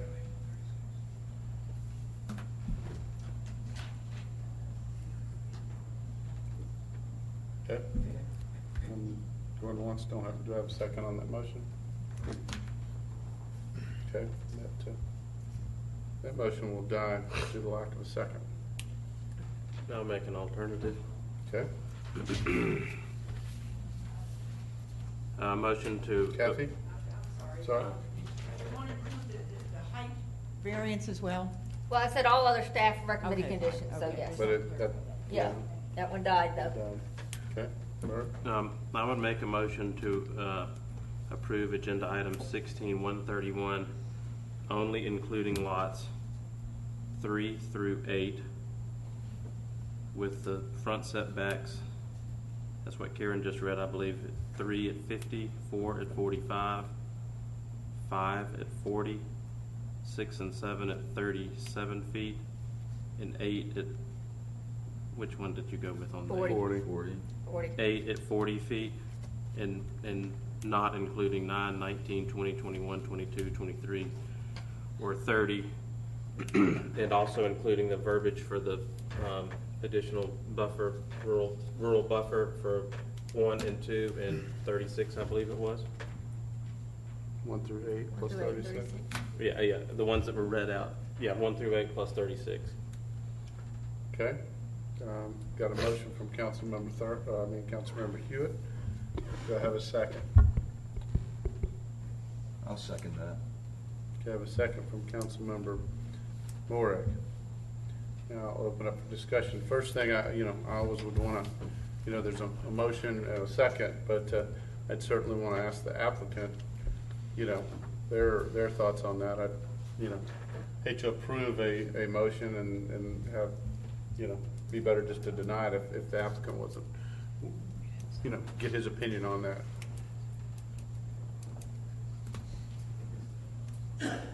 And I understand it's kind of tough to sit there and try to figure on the fly. Obviously, we like the first recommendation versus the second. I think we like to get what we can go forward, but obviously it's going to present its challenges on 9 through 30. I think lot 9 is still a challenging lot, but again, you guys have to make the decision. We appreciate what you could give us. Okay. May I add to that? Sure. I'd just like you guys to know that the topography across Lot 5 is 70 feet, Lot 6 is 80 feet, Lot 7 is 80 feet. The worst lot we've got in there is 90 feet on Lot 8, which I believe the recommendation went to 40. 9 has 70 feet, and 19 and 20 have 50 feet of topography on them. Those are our challenges, so appreciate the consideration. Okay. And I guess my challenge on those is that grade didn't change from when you put the road in. That's my challenge. No, and I think the reality is what we're really trying to do is we're really trying to improve by bringing in the rural view shed. It's at the end of the day, guys, I know you get these requests, and as Warren said, we're just trying to do the right thing and have the best product out there, have the best look from Providence Road we can get for the city side, and the best look internal in that gated neighborhood with our residents, and that's our compromise. So we're juggling that, trying to do the best we can. And we are too. Thanks. Okay, any discussion? No offense to council member this motion, but I probably would be more inclined to the first motion that Councilmember Thurman made, so I may not support this motion, but no. Personally, I think, I know a lot of times we want to hold steadfast into things, but sometimes you don't want to cut your nose off to spite your face. And sometimes you got to say, okay, am I willing to give a little bit in order to have a better looking subdivision? And that's kind of where I am, is, granted, I would have much rather them had a plan that required no variances whatsoever, but that's not what's there now. For the sake of the people living there now, I'd rather have a better looking subdivision, and I think in order to do so, if we could grant some variances, small variances on the other lots of 10 feet, it makes a difference. And it would make it a better looking product overall. I don't disagree that, if I wanted to hold steadfast, I would vote no for it and would not even listen to anything. And so my thoughts is trying to get the benefit for the, as Carter would say, the motoring public that's driving past on the public road, that's not that's going to be the internal, I assume, private road if it's gated. Try to give and take a little bit for everybody. So that's my kind of premise behind it. Yeah, and I agree. Again, I think we're all just having a healthy discussion on this. But again, to Karen's point, as I said early on, you make a decision that just hurts everybody, and not only the motoring public, but also the people that have already bought in the neighborhood or who will buy. The home sitting down further, that's going to negate some value there to them. Rick? And I guess along with what Bert said, if we really are going to have, if we believe that these are the right setbacks from a view, from consistency in AG1, I'm willing to compromise a little bit on the ones that actually impact the rural view shed, but internally, if we approved all these, we're looking at a third of the proposed lots, and I think that comes back to when someone acquires property in Milton, you really need to do your planning and your due diligence on what the topography is and what your layout is. To do it on the back end with this big a percentage, that's where I've got a concern. We could easily just say, we won't approve any of these, but I'm willing to go along Providence Road for a compromise that will actually benefit the city as well as residents inside as well as the developer. That's where I'm coming from in supporting. Well, good land planning says you ought to use the topography to your advantage rather than detriment. And so, in that case, you don't want them to make everything flat. You want them to use the topography. And I just, I don't believe that we're doing that here. I think we're here, like I said, I think we're cutting off our nose to spite our face, and we're just saying, we're not going to make it.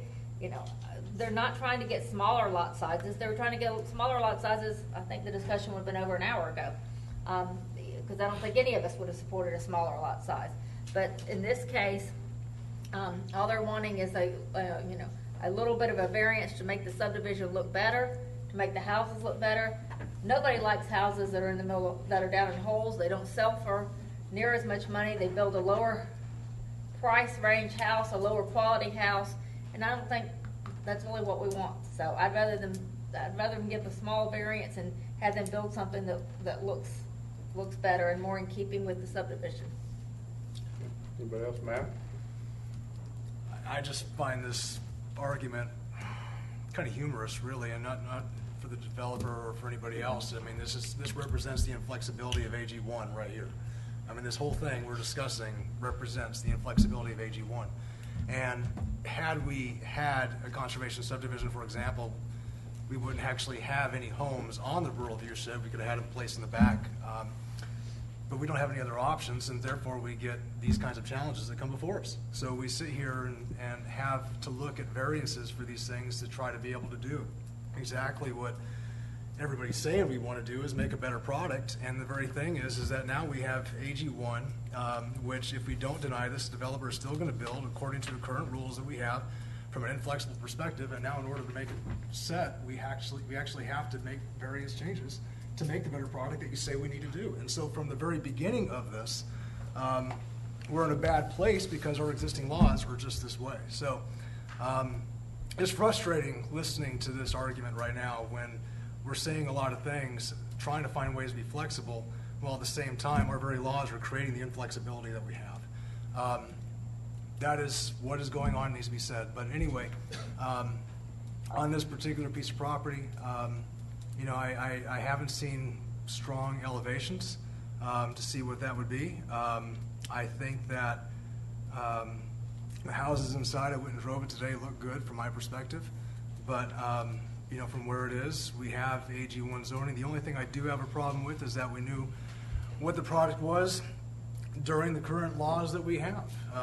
So, from my perspective, I'm just not convinced. I appreciate council trying to work with it on this particular case, but this is an issue with we as council, I think, having created these problems ourselves. I see AG1 as a challenging place. I think engineers would have to come up with creative solutions in order to try to solve problems with that. But in this particular case, my biggest problem I have here is that what Bert said, topography didn't change when it was bought. And I think that with where things are, with what the community wants from AG1 perspective, let's, I don't know if I can vote for it. Okay. All right. Anybody else? Now I've got a motion and a second. Mr. Mayor and Council, if I could just ask for clarification on the motion, whether it includes the height variances and other staff conditions. Yes, the other staff conditions and the height variances on the lots 3 through 8, but again, nothing in my motion, nothing from the 9, 19, 20, 21, 22, 23, and 30. Thank you. But adding the buffer for lots 1, 2, and 36, I believe. Okay. So we got a motion and a second for the record. It's on the record. So all in favor, please say aye. Aye. Any opposed? Nay. Okay. What was the vote on that, Sue? Did you see that? I believe it was It's like 3 to 2 to no.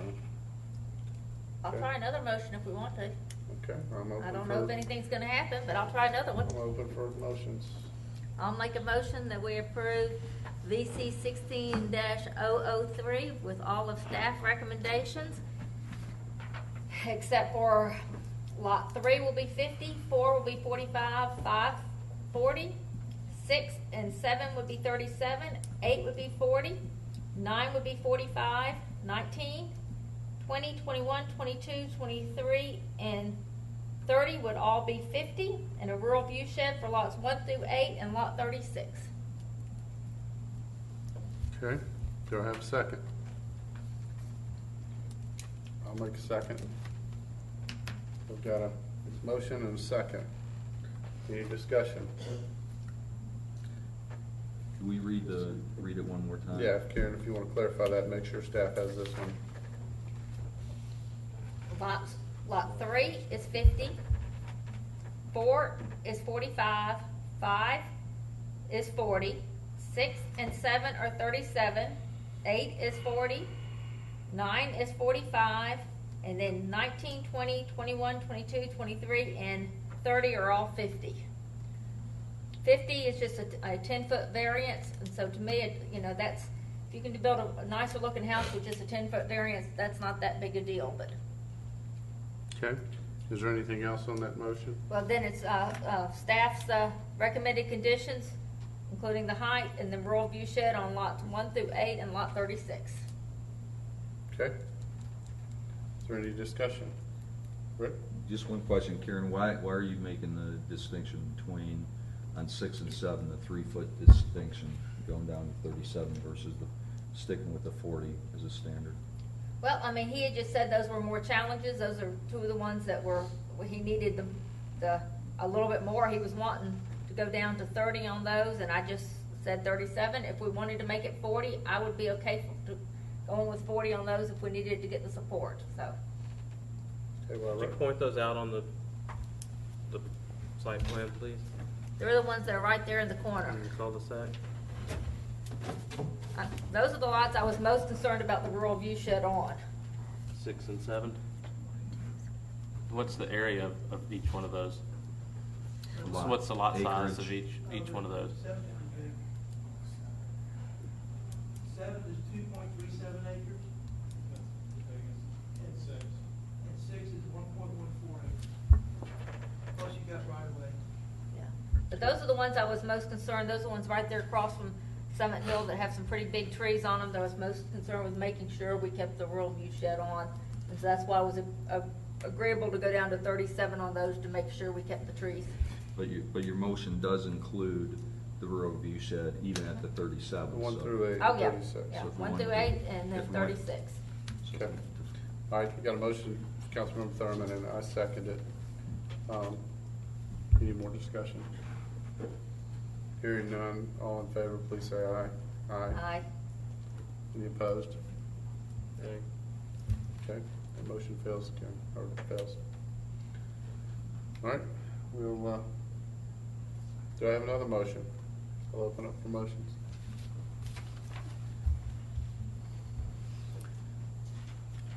Matt? Mayor, I'll make a motion that would deny agenda item number 16-131. Okay, I have a motion for Councilmember Coots for denial. Do I have a second? Okay. Hearing none. No second. No second. That's what I said, hearing none. Yeah. So that dies due to a lack of a second.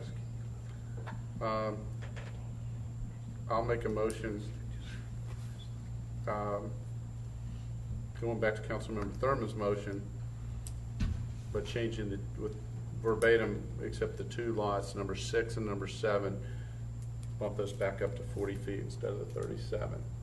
I'll second it. So, is that clear on the record? Okay, the staff. So we have a motion by myself, by me, and a second by Councilmember Thurman. Any discussion on this? Number 6 and 7 to 30 feet? To 40 feet. 40 feet. 40 feet. 40 feet. Okay. Hearing no more discussion, all in favor, please say aye. Aye. Aye. You opposed? Okay, that motion fails. Mayor, I'll make a motion that we defer this for 30 days until we have a few more council members present. Second. Okay, I have a motion from Councilmember Thurman for deferral, and second by Councilmember Coons. Any discussion? Does that be an actual date? What day is our meeting in August? August 1st and 15th. 15th. Well, I'll make a motion. We defer till August 15th, so it's not even 30 days. Okay, I have a motion second for deferral. I personally, would rather make a decision. Hate the applicant's time and our staff time and all that, but certainly respect the motion. So, all in favor, please say aye. Aye. Aye. Any opposed? So it looks like that's 2 opposed and 1, 2, 3 in support of deferral. So, see you guys again. Larry, do you have any comments on that procedurally? No, I think the record's clear. Okay.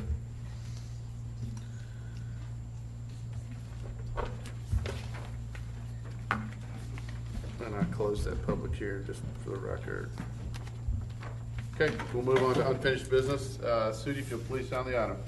This item is consideration of an ordinance of the City Council to authorize Fulton County to conduct an election bond referendum. Agenda item number 16161. First presentation was at the July 11th regular City Council meeting. Mr. Larry Ramsey. Mr. Mayor and Council, I understand this is the second appearance of this item before you, the resolution and proposed intergovernmental agreement with Fulton County for the county to and the Board of Registration and Elections to conduct the city's bond referendum on the November election date. Our office has reviewed it as to form. The version you have before you has the final list of costs that were provided by Fulton County just in the last few days, but you do have the current version before you. And this, as mentioned, would allow for the referendum to be on the November ballot along with the other normal November election items. Okay. Any questions, Rick?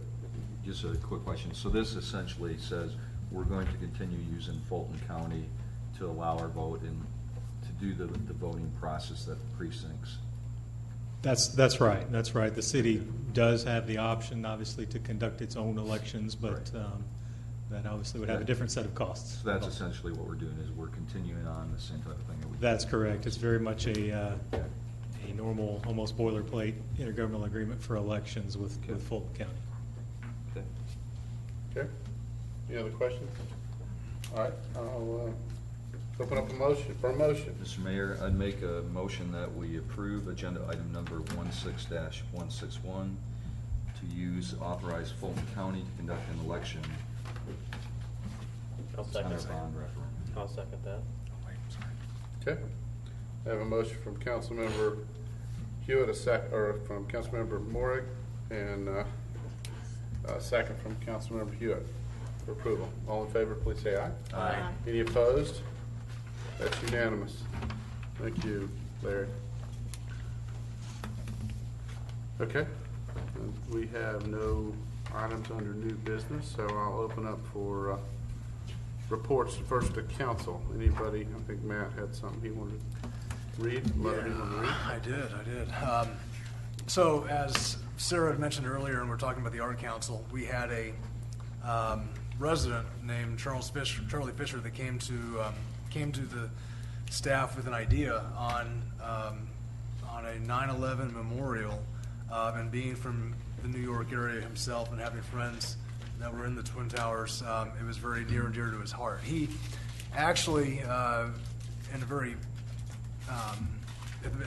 last year, he actually worked with Jim Craig to create a ceremony over at Freedom Park, and it was pretty well received, but he wanted to do more as we go through it. So he gave me this letter that he wanted to ask me to read, and then I think there was a request that would go along with it that he wants the council to consider, so I'll just read this here.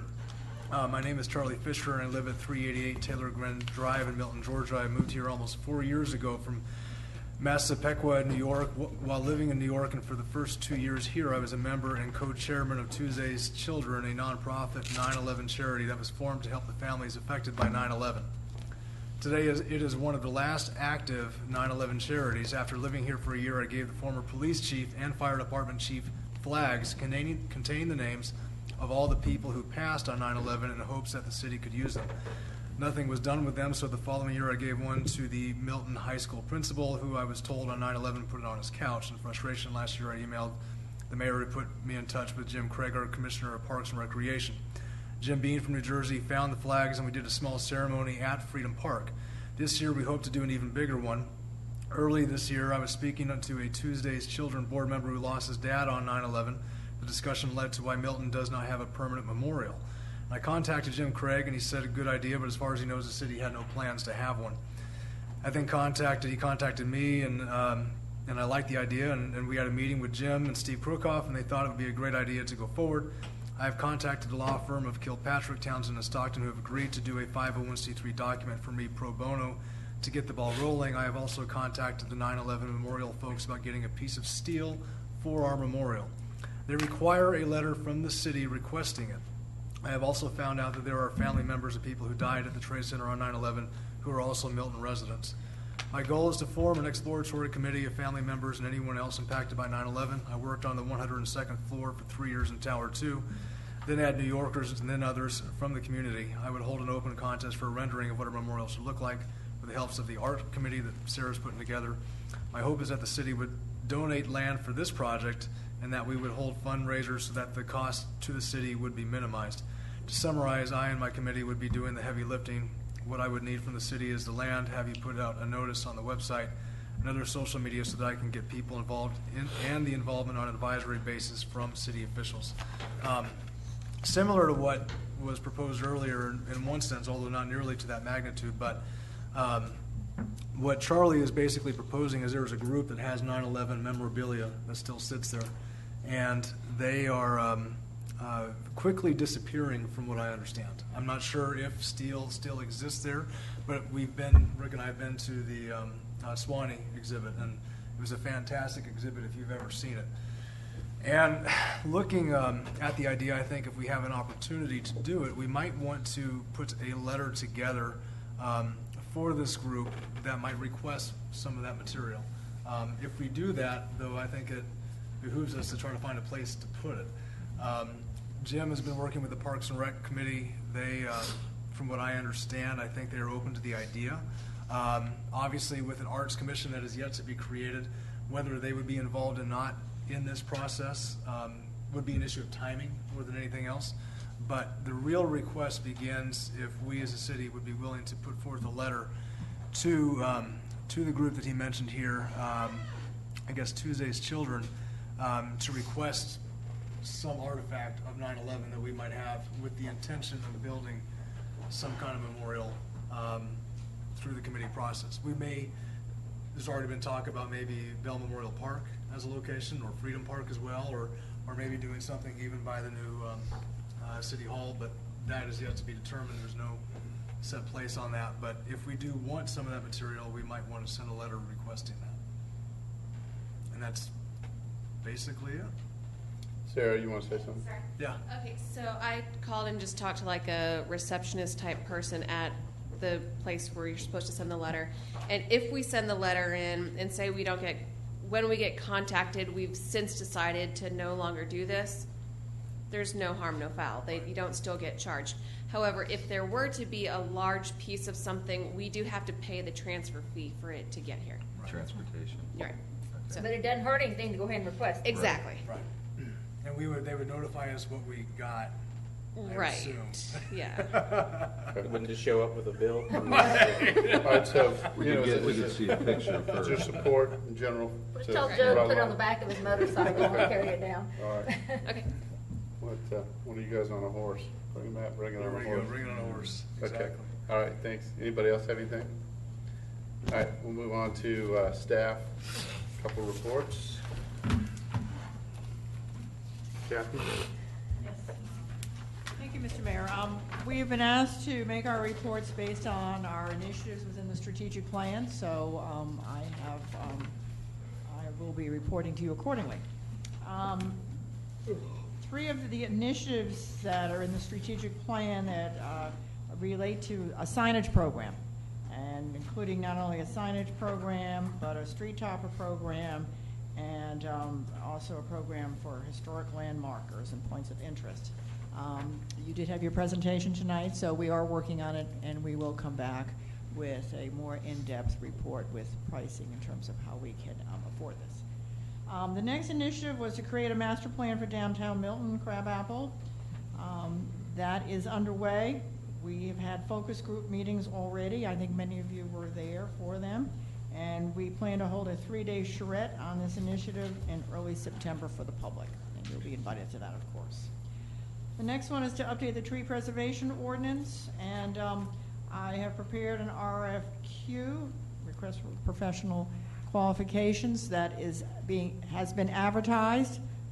We expect the proposals to be returned by August 23rd, and we will then move forward with interviews and hiring a consultant to move forward on that initiative. The next one is to review the Code of Ordinances for design enhancements that protect our rural character.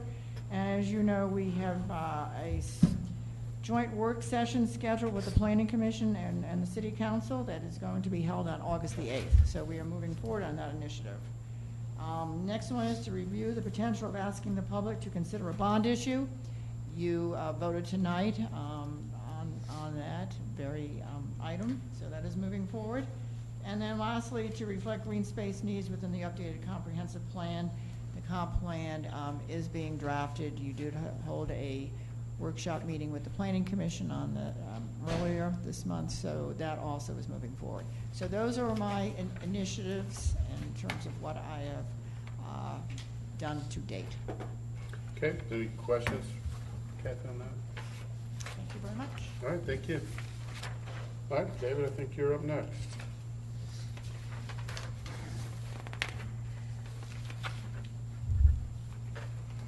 Good evening.